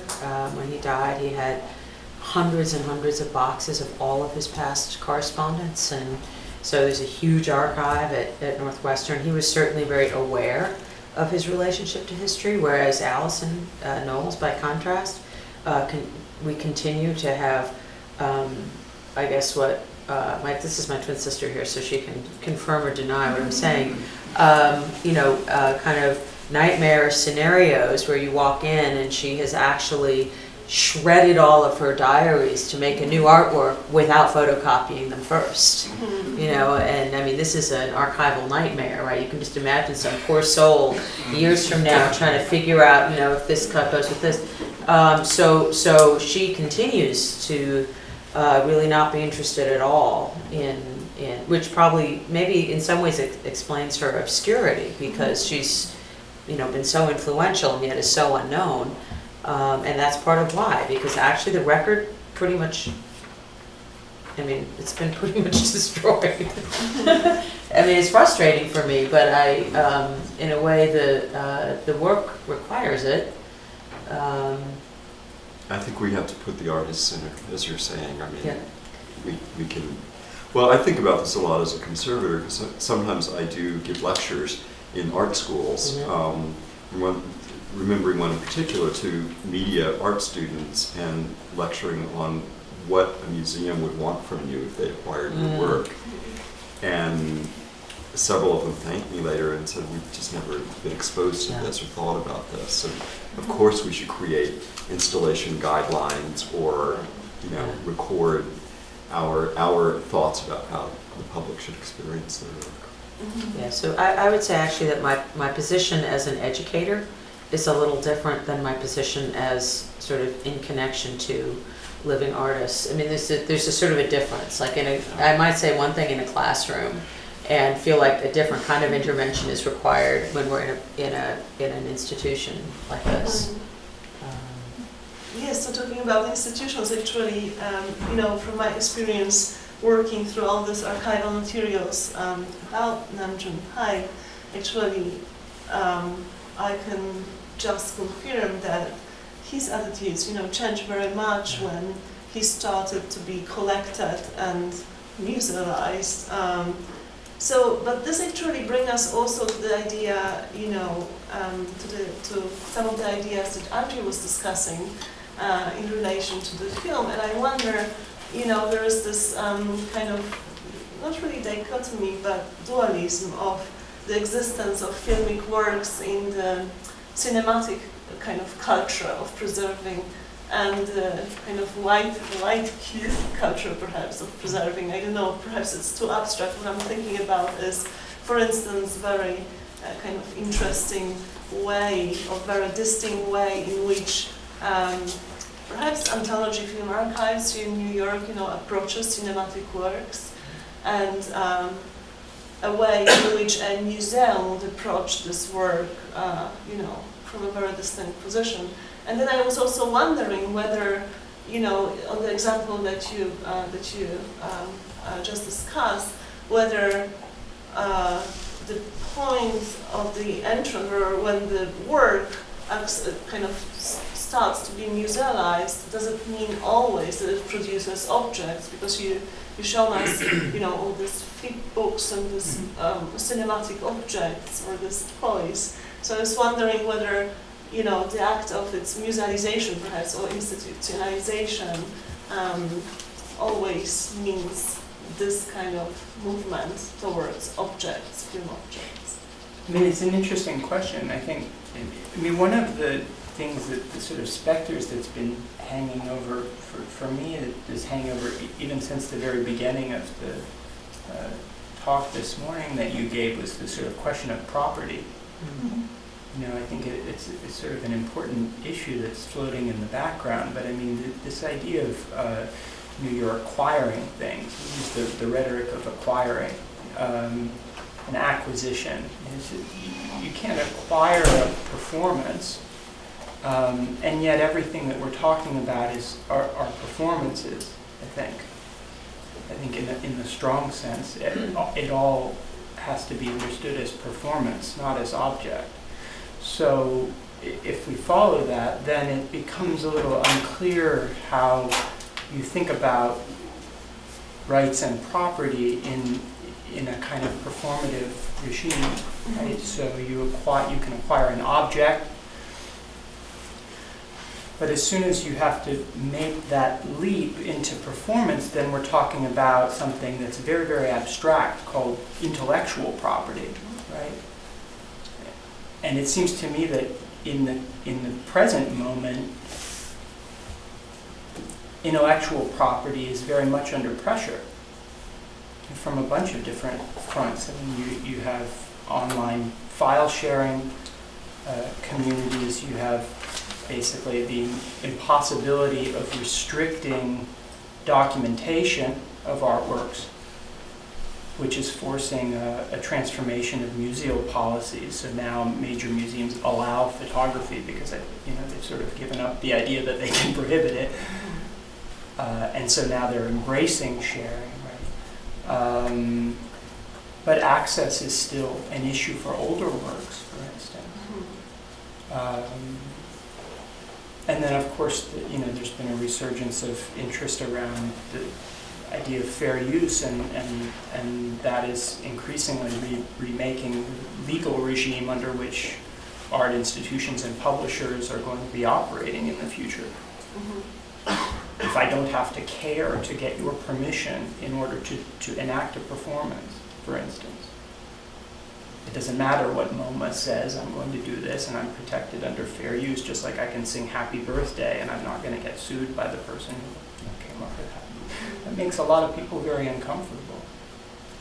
But I think it's institutions, at least, probably not Dick Higgins announcing the whole, But I think there are a lot of really interesting questions and issues there that are just kind of under the surface that were raised by Hannah's presentation. I think was spectacular in terms of that the sort of ways in which you raise this issue of performance that I think is far outside. It's far greater than works we typically understand simply as performance works. And the questions that the kind of performative paradigm raises for really all of the art we can discuss. I don't have a good answer for them, but I definitely don't have an answer. Yeah. I mean, I definitely don't have an answer. But one of the things I'm thinking about kind of really running through these is, in a sense, the question of the nature of artistic labor itself, right? Mm-hmm. I mean, it's being pressed the same way that taxi drivers are being shifted over by Uber, right? I mean, in a sense, this is why this question is so provocative, right? Because it's the tip of the iceberg on a paradigm shift, and it's very, very hard to know what that paradigm it looks like at all in 20 years, or how these works will matter at all. I mean, there's a good chance that even the flat screen itself becomes obsolete. What do we do when the screen itself has disappeared with all of it. It's both the artist's labor and the kind of labor of view, of spectatorship too, because I mean, you know, Glenn had this many wonderful points in the thing, but one that struck me is that when you showed the Fluxus objects inside the plexiglass, Yeah. all those objects sort of meant to be, you know, and you know that they're meant to be handled, but you can't handle them because, of course, they'd be destroyed, you know, with the million viewers that would handle them, and you know, then they'd be lost. But like someone like Breer's mutoscopes, which, you know, I mean, there are many reasons why they've never really been taken seriously. But one of which I think, you know, is quite obviously that they need to be manipulated, right? They don't do anything, really. I mean, he did make what I would call conceptual mutoscopes. I mean, a lot of Duchamp's works were sort of more conceptual than phenomenological in the sense that, you know, and so you can sit in a plastic box and just kind of think about, and it works. But a lot of these, I mean, if you don't put your finger in the I/O box, you know, that you're not really getting an experience just thinking about it. So I think the museum solution is to make a replica, and you know, keep the original. If we're talking about objects or a set of instructions, keep the original, preserve it, but make a replica. But that's a new, engaged. pretty new paradigm, isn't it? To make. Well, it challenges traditional museum ethics. Right. And you know, I think about early plastic sculpture that was maybe made by Russian constructivist artists out of cellulose nitrate or cellulose acetate that are now yellowed and warped and cracked and, you know, in piles of dust. Right. Do you exhibit that, or is the authenticity in the artist's interests of an exciting new material that you can manipulate in ways that you couldn't manipulate glass? And so if the essence of the work is communicating the industry or the you know, new technologies and the clarity of the material, then maybe a replica in plexiglass better communicates that than the original pile of dust. Right. And so I think, you know, museums are now tackling these questions, and the interesting thing is I think that performance art, media art is influencing, and the ways we're addressing these new art forms is now influencing the way we're thinking about older artworks that are deteriorating. It's giving us license, which actually was kind of part of the point I was trying to make, that we're now revisiting earlier media works and performance works that were not meant to be reperformed or, you know, reconstituted, but we're doing that now. We sort of have the license to, which is very interesting, and it conflicts with traditional museum ethics. There was a huge, debate years ago that's pretty much died down now in the experimental film community that was, you know, all about this question of materiality and medium specificity, and for so long this idea that, you know, there was a particular legacy of medium specificity that required the celluloid object was in a sense the meaning of the work, despite the fact that many artists that were associated with that paradigm disagreed vehemently that their work was defined by the, you know, and it was like the critics and the academics kind of rode roughshod over their, even at the time, interpretations of their own work in order to establish this particular sort of idea of a physical object that necessarily had to be conserved, right, rather than a more performative experience that could be translated. And I think that's finally changing. But yes, there's also one aspect to this when it comes to the documentation of those films and the ways in which they are mediated through documentation. We were, for instance, encountering this problem during the creation of our digital interactive, just because we wanted to include several so-called structural films and and similar works in this interactive, and we couldn't, receive permissions to do that just for, for the sake of this kind of medium specificity of this work. So I think, it has very many interesting aspects. But I just would like to open the discussion to the audience. Marianne. In working with Hannah on the project and now listening to you, I was just thinking, especially what Glenn just said, like when we were encountering the other works that Hannah was putting in her digital interactive, I mean, would we recreate Rauschenberg's white painting because we can? I mean, or maybe we can't, I don't know. We have the same latex paint that he used, but it just seems like totally, like we wouldn't do that for painting. Or if we knew we were in a gallery in a museum, we had a fake repainting of Picasso's Guernica or something like that, right? So we accept that that is not the way museums should behave. But then when we do other things, it seems like we're sort of pushing the boundaries because we're trying to recreate something in its conceptual nature, which is of course obviously the whole concept of conceptual art, which Hannah knows that we had a very hard time sort of thinking about this, but I wanted to be specific about Zen for film because this morning we were talking about whether Zen for film was a linear film, perhaps in the documentation that we know of in John Cage's written words, that it was a 1-hour presentation in a kind of theatrical setting versus the way we're showing it on a loop. It made me think that those things are important, but what is the important thing about experiencing Zen for film? So this is where we don't really know the answer, at least this is what I'm learning from Hannah, is that the experience of it, the sort of core of seeing this blank film leader gather traces and dust and marks, is really what the film is.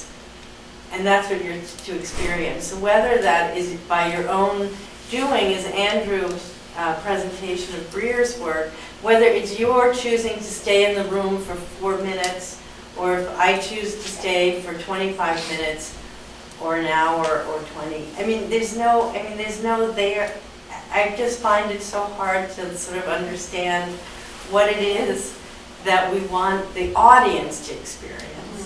Because there's no controlling the audience.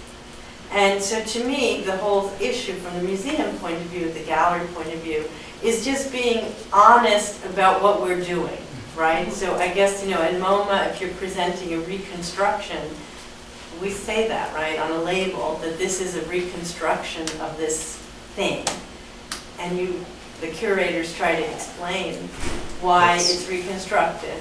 And so I guess that's, for me, the principle in the end, is that as the transparency part of the museological curatorial role is to just try to explain as much as we can.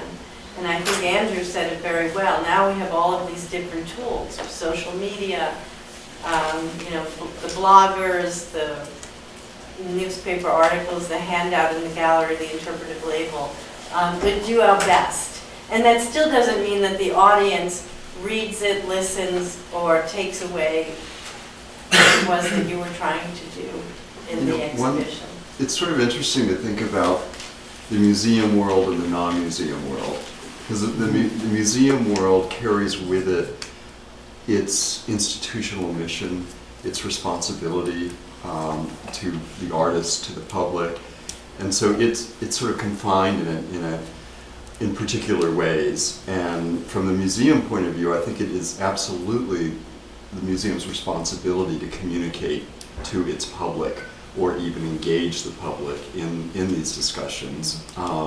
So yes, if the museum, say, makes a replica for reasons that it has decided are appropriate, it needs to let the public in on that. Maybe even exhibit the pile of dust and the replica, and on a wall label say something, and then allow the public to engage, even maybe through educational programming. But of course, in the non-museum world, where art is circulating, being reproduced, being sold, being collected, it's, you know, there's no sort of institutional force of, you know, of ethical constraints, and I think that that's really interesting. I mean, I come from the museum background. I teach a museum studies program, so all my research and writing and thinking is about museum responsibility. But there's a whole other world out there that I find very interesting and confusing.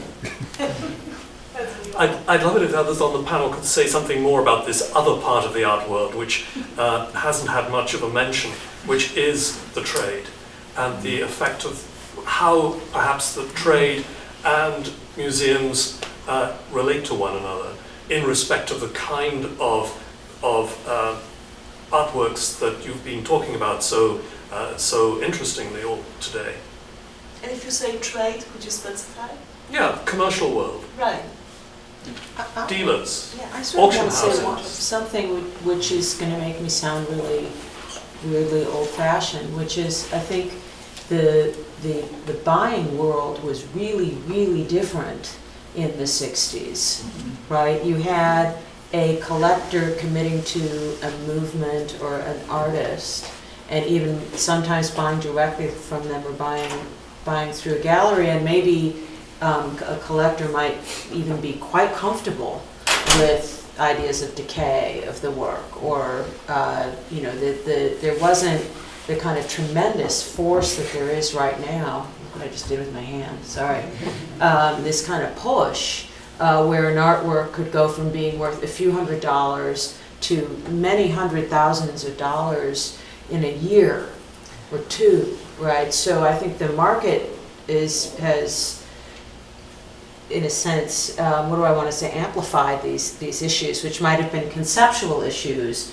If you're paying $100 for a Diderot bread piece or something like that, and you think of it as cheap when you buy it, and you don't imagine it'll ever be worth $1 million. But then if you've spent $500,000 on that same piece, and you think it might be worth $10 million in a decade, all of these issues begin to be... It's an investment. It's an investment. It shifts really, really fundamentally. I'm thinking of, you know, Hito Starrell's recent Free Fall, where, you know, the art is purchased and it goes to a cubicle in Switzerland, and it's never seen by the dealer or anyone else, and then occasionally people buy and sell it, but that doesn't actually involve ever exhibiting the work even to the purchaser.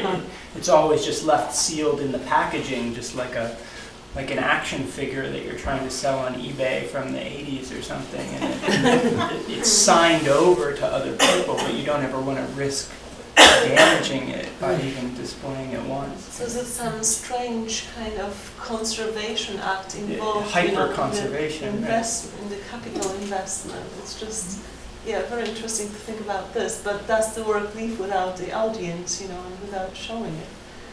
Maybe as a kind of a zombie Yeah. life. I mean, so one of the things I'm thinking about with your presentation, Andrew, which was really a beautiful presentation, is the importance that you really stressed that the Victorian philosophical toy is a toy that allows you both to see the illusion, but then to also understand how it works, and that there's something that kind of really important, and that's a sort of, you know, like the comprehensibility of machines that are mechanical. It's a mechanical machines thing, right? It's the light space modulator, or, you know, whatever it is. There are these artworks that allow you to really see how they're made, and that also in a way makes them impervious to technological change, right? I mean, those flip books and the light space modulator, they'll always be able to be run. You can stick it in a, you know, maybe the electricity changes a little bit, or the crank changes a little bit, or something wears down, but that's so different than digital technology. And maybe these wall texts could really go into a lot of detail, because those Paik TVs with the magnets, I mean, they actually taught you something like those Victorian toys about how the thing actually works. It's magnetic. I never knew. Who knew? You know? Well, you know, artists, just say briefly that the artists that I've interviewed and spoken with about their works are all over the place in terms of black boxing their technologies. Some of them really want to open it up, provide the ability with other people to even, you know, reproduce or modify their works, and someone like Corey Archangel will put his source code online and invite people to download it, whereas other artists that I've spoken with want to preserve the mystery of the art, and they don't want the public to be able to figure out, you know, how it works. This also has a lot to do with which art world they want to play in. Right? I mean, Caitlin Jones wrote an article about Corey Archangel in the Believer magazine called "My Art World is Bigger Than Your Art World." There isn't just one or the other. There isn't the commercial or the museum. There are hundreds of different kinds of art worlds at play in different cultures, and museum practice reflects that. There are museums entirely full of copies because that's what's understood in that culture at that time. And how many plaster casts of sculptures does the V&A have, right, made by Victorians? I think Irwin in Yugoslavia used to, you know, have these whole exhibitions, or there were whole exhibitions of like Western masterworks of the avant-garde that were all just replicas because they couldn't afford to bring everything over. But it was this highly educational experience. I think it does depend what it is we want from art. We want it to be remembered. We want it to be alive in our lifetime. We want it to be a space where people can make new art, right? And each of those things is going to demand a different condition. And if in some cases we want something to be remembered, then you proliferate it. You don't lock it down. And it's very interesting, you know, Paik's example here again, because actually the same works are treated very differently on different continents in different museums. Yeah. So we were just talking, you know, during the break about random access that, you know, in a series of exhibitions that toured in Europe shown, you know, reconstruction of those pieces where people could engage with the piece and really understand what it is. It's about applying a tape recorder, a head of a tape recorder to, you know, different fragments of tape that is glued on the wall. So you have this principle of random access, and you can only understand this technology through, you know, kind of participating in it and activating it. And you cannot do the same thing with the kind of object relic, the inventory perhaps object. So I was talking about. So it's very interesting, you know, and basically, yeah, I think. If you have some... Oh no, I just wanted to piggyback on that because what I find so interesting in the research I did for the book and sort of this period in the 60s in general is this idea of transforming not just the kind of forms of art and the practices of art, but the ideas of art institutions. And that if the art institutions don't change, then it's kind of all for naught.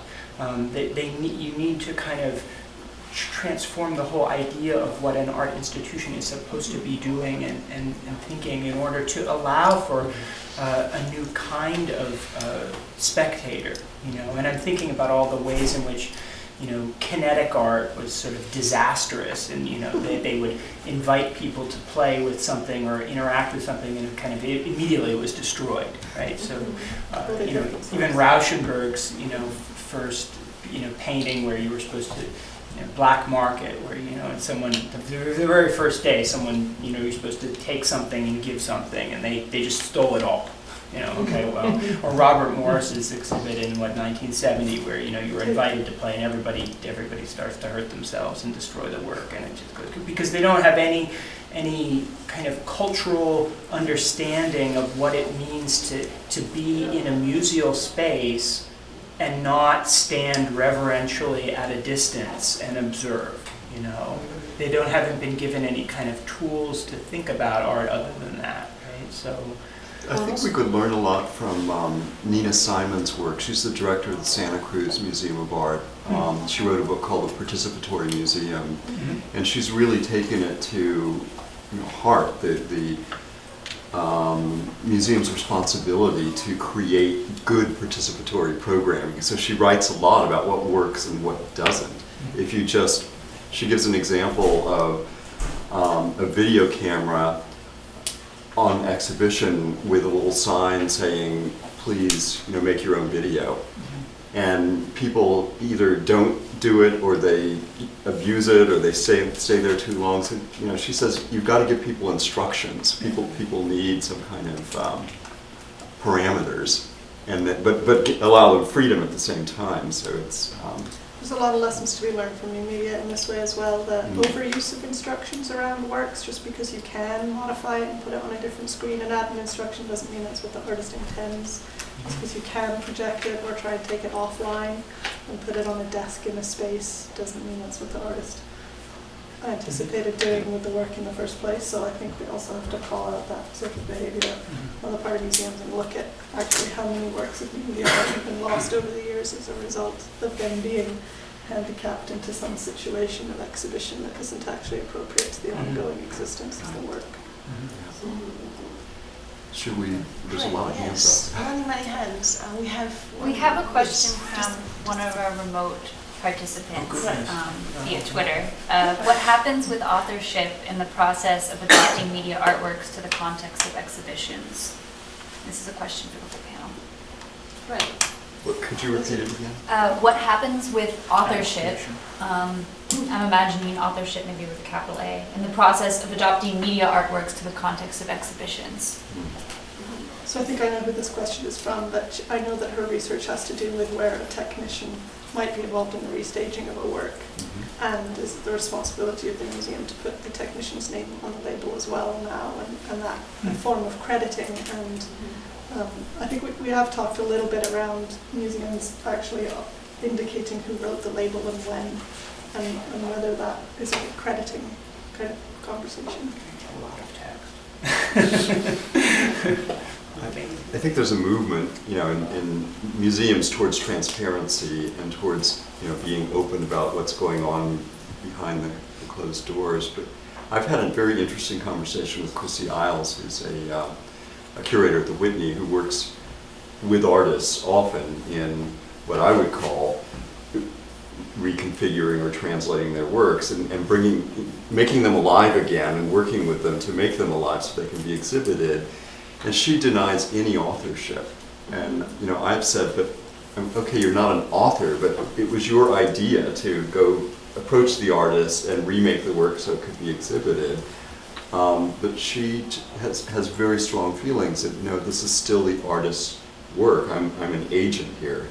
So that question of authorship and identifying all of the players versus just attributing it still to that single artist is something we discuss in museums all the time. Yeah, it's also very interesting, to look at the question of authorship actually, perhaps from the kind of less heavy term of creative agency or so. This question came also this morning that many of the play's collaborators, technicians, and executors or people who install his work really shaped the way in which those works looked like. And quite often, for instance, certain technicians or collaborators are associated with certain works. So in Germany, there are those people, in the US, they are very, very different people. So I think that there is this urgency or need to acknowledge those creative agencies, because also, especially when the artist is no more around, they tend to shape also the ongoing life of work, in museums or in private collections. So I'm going to just play devil's advocate for a minute. I don't really think what I'm about to say, but someone should ask, so I'll ask it. Doesn't that run the risk of creating a kind of, I'm not talking about overemphasizing the one author or the two, but long lists of names that just sort of fuel a machine that is about sort of data collecting and policing and editorializing and kind of endlessly dissipating the creative gesture? I mean, like, what is the balance? Is more and more transparency necessarily going to actually have any real effect, or I mean, like, what's the limit of transparency? Like, at some point, you're going to want to say somebody made the glass, somebody cut the glass, somebody built the frame, somebody. Well, it's like with film production. Right, Yeah, exactly. that's Right. Everybody walks out before the credits are over. Yes. But isn't that indeed, I mean, why is that a bad thing? That happens in theater, it happens in music, it happens in film, it happens everywhere except in art. Maybe we should look at it like, well, is it actually not strange that we haven't actually done that? Yeah. Right, like And I think once again, the market, this is diffusing authorship when we like to attribute and assign, financial value to single authorship. Has anyone here read Gregory Sholitz's book on dark matter? Yeah. Other questions? Yeah. Julia's had her hand up for a long time. Yes, I know. First of all, in terms of all of these things, in terms of diffusing authorship and some comments that have been made, I'd just like to say really briefly about the question of whether we would repaint Rauschenberg's white paintings. We routinely repaint great works of art. In fact, there are probably very few masterworks from the Renaissance that couldn't be considered replicas of themselves by now. So that's certainly not a new problem. But additionally, I just wanted to, there's a central issue here that came up in different ways in all of your very interesting presentations today, and but it's one that I think of especially whenever I hear Glenn talk about any of his horrifying case studies, horrifying in the terms of how unresolvable they are, which is to say philosophically interesting. And Glenn, you actually said today, well, the artist is the same person, right? And I think that's up for debate, and I suspect we all actually answer it differently. When an artist comes along 50 years later, we had this discussion about what happens after you sign the contract. What if the artist comes along a week later? Is the artist the same person? I would say no. I'm surprised I said that. I would say no. An artist, just like anyone else, is going to respond differently at different moments to different circumstances. In fact, one artist I interviewed said, I would like for you to interview me 3 different times because I will say different things each time you interview me. And, but I think what I meant to say was that the artist is our best source. I would argue with people who say, in terms of the intentional fallacy, that an artist is the worst source to interpret their own work. I think, at least in a museum situation, they are our best source. But it may need to be mitigated. The artist might want to radically change an artwork, and that might conflict with the museum's mission.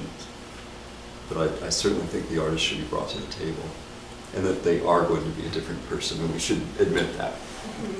But I think being forthright about that changes the situation, rather than sort of saying that this is the master interpretation. This is.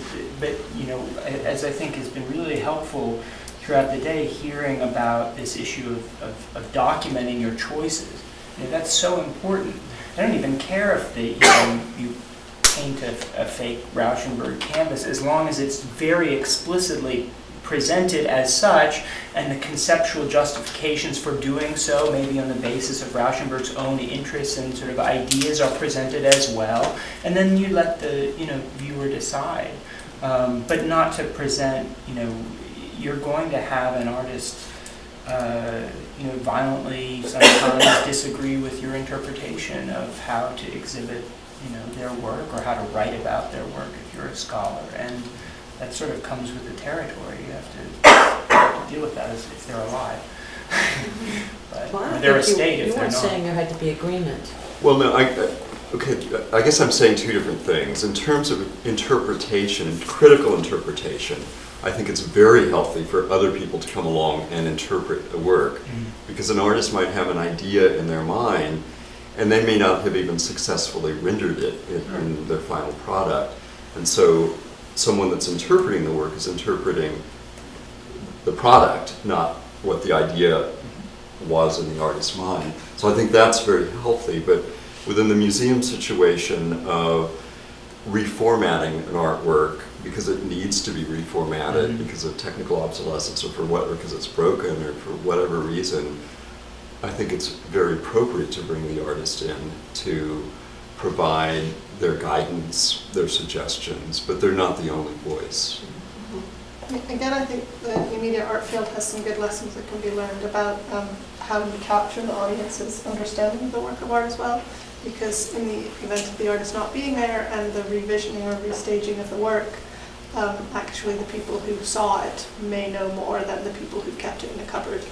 And if there's no record of what the people who saw it thought about it or understood it or experienced it at the time. And that's something that museums are, I would say, mostly pretty woeful at and could be better at capturing. Yeah, oral histories. I mean, Lizzie Muller's done some really brilliant work where you actually video somebody participating in an interactive work of art and then ask them to voice over their own video about what they were doing when they were participating.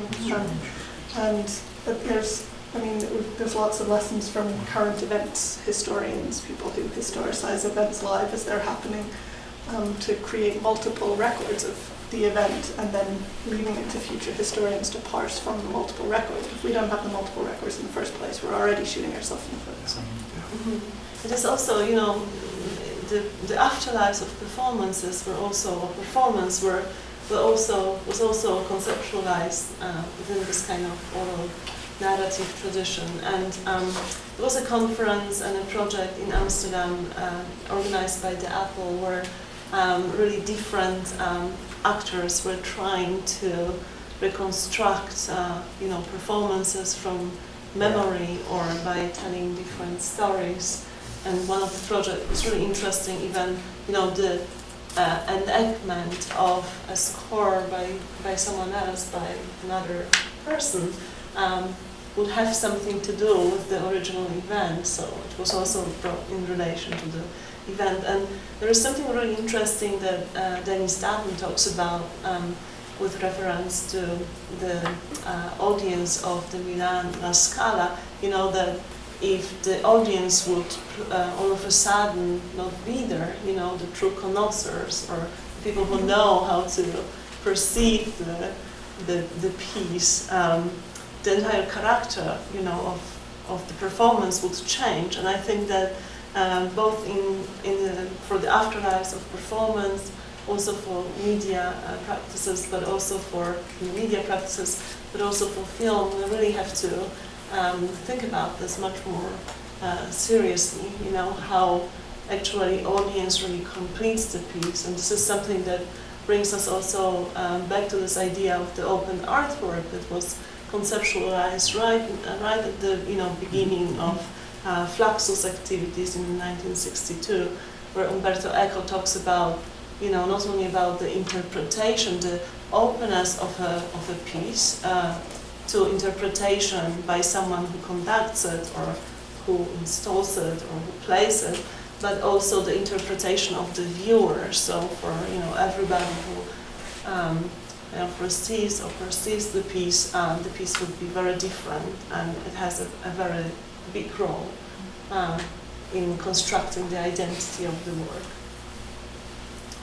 Yes, Kramer. Thank you all for a great symposium, great series of papers. I was struck listening to these talks about how many examples there were of artworks that featured some form of non-human or inorganic collaboration, from Zen for Film, which relies on dust and dirt in the environment of wherever it's situated, right? John Durham Peters has been writing about how environments are media, are forms of media. We need to start thinking about that.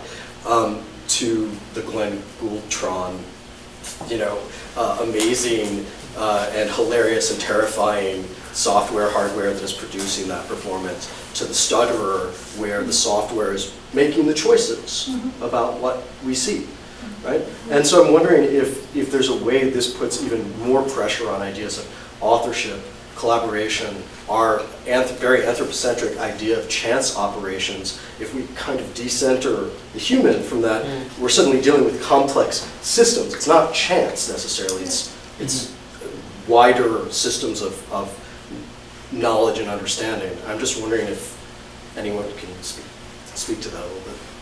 I've been trying a little bit to get some funding from academic research agencies to look at how we can apply thinking from the history of science to the history of art, and no one's interested in funding it, but I do think that a Bruno Latourian idea of actor network theory, or even the way Simon Don talks about networks of relations, are actually really key to us understanding complex artworks, and could be really useful in thinking about the way in which we might understand them in the future. Because in that regard, a lot of new media artworks that are interactive or that are only, the artwork only ever exists in the moment that you participate in it, and then when it's unplugged and taken apart, it doesn't exist anymore, and it's put back together. You have to absolutely consider all of those conditions in the room. So I was only half teasing when I said about the oxygen in the room with the candle. Non-human agency. Yeah. It's really bizarre, isn't it, that an idea like chance, which I think even in Cage's hands was intended to be about deploying other systems. I mean, this is why Jackson McClough rejected the terminology of chance operations, right? He said it's not about how that became a sort of container for perfect ego expression. I have seen these Cage performances. We did something in Chicago. I think they did it twice. It was a music circus, and everyone who did performance work in the city was invited to come and do the stuff. And basically, at the beginning of the day, it would be sort of quiet, and then this guy's going to one, and this person's turning up the volume here, and by noon, everyone's being as loud as they can into the chants, right? So they get heard. And I think it is interesting because ideally, that was the idea. Right? But is that chance, or is that something like instinct and behavior and expression, right? Right. It's not just like random, right? That's what happened. Well, that's what happened people, to it. Yeah. That's a kind of translation of it into our own ego-driven world. But maybe that's why, the model of art as research, then provides a different, because then rather than a subjective expression of an individual that always kind of does a circuit but leads back to the individual as sort of alpha and omega, you have a world that's made of complex systems, and the art is a mediator or process of investigation of that world, and so it looks a lot more like your kind of science-based sort of research in these networks that doesn't ultimately depend on, in fact, to be good to some extent, it has to really mitigate its human factors in an exploration of something that's fundamentally exterior. Graham Harwood's PhD is a good primer on this. If you want to read a little more, I would start there. I'm thinking of Namjoon Paik's explorations of cybernetics. Yes. Exactly. Yes. Cybernetic systems. There are any other questions? Do we have any? Yes. I was just wondering if you would talk a little more, because you touched on this, but as I study media conservation, one thing that keeps coming up in my mind is not maybe to take for granted that there will be the audience that we need to sustain the artwork in the way that we're talking about in terms of collecting the documentation and managing it and disseminating it. I think somehow there has to be a shared notion of the importance of this as our cultural heritage, and seeing the way the political winds are moving and what at least is going on in the public schools where my children attend. This is something I'm worried about, and to what extent do you think, is that a special focus for museum mission? Is it part of what a media conservator should do, that kind of advocacy, or to work with museum educators, or where do you see is the core, where does that responsibility lie, or how do we ensure that we're doing what we need to do? this? Yeah. Would you like to Is this say for me? I think. I can make a stab at it. Well, as I've said already, I think a lot about the mission of the museum and the importance of transparency and sharing documentation. And so, yeah, I think it is the conservator's role. I think it's the museum educator and the curator's role to engage the public. But I also think, as works age and enter into art history or get canonized and get reinterpreted, some works will disappear, either because they weren't sufficiently documented and they can't be resurrected, or they may just go out of fashion. And I think about this moment of the near past, and I think I got this term from Chrissy Isles, of works that are maybe about 20 years old. And it's a time where they have to, if they don't get attention then, that they're going to be lost, and in particular with media works that depend on their documentation to survive. I think the conservator's real role is to build that documentation. I think it's, in the end, probably the role of the curator and the educator to try to keep the work alive in the public's imagination. I don't know if I answer your question directly, but those are some thoughts.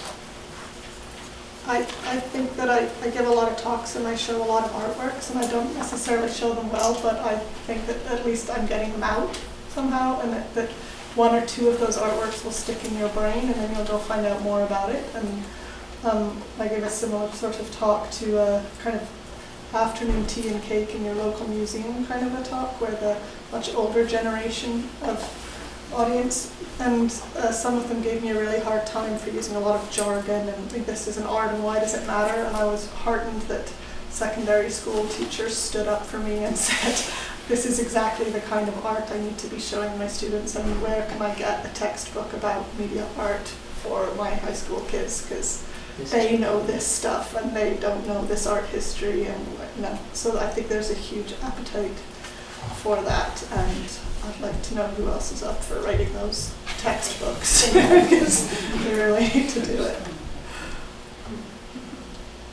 And I think again, that there is really a collaborative effort needed in mediating or kind of translating those works to the future, and both in perhaps establishing a documentary record, but also in interpreting this documentary record. I think that what we are trying to do basically in many different also international projects right now is to invite also people from different disciplines or fields to think about those issues in broader terms, and initiatives like Media Matters or new strategies in the conservation of contemporary art that just actually were concluded in Amsterdam when I left. But many really other initiatives are thinking about this, because again, I really believe that the answers lie somewhere in between, and we have to discuss about the results. Yeah. All right, well, we have to wrap up, so perhaps further discussions can be continued outside the lecture hall. There will be drinks. Now I would like to thank all speakers for these wonderful presentations. I would like to thank the audience.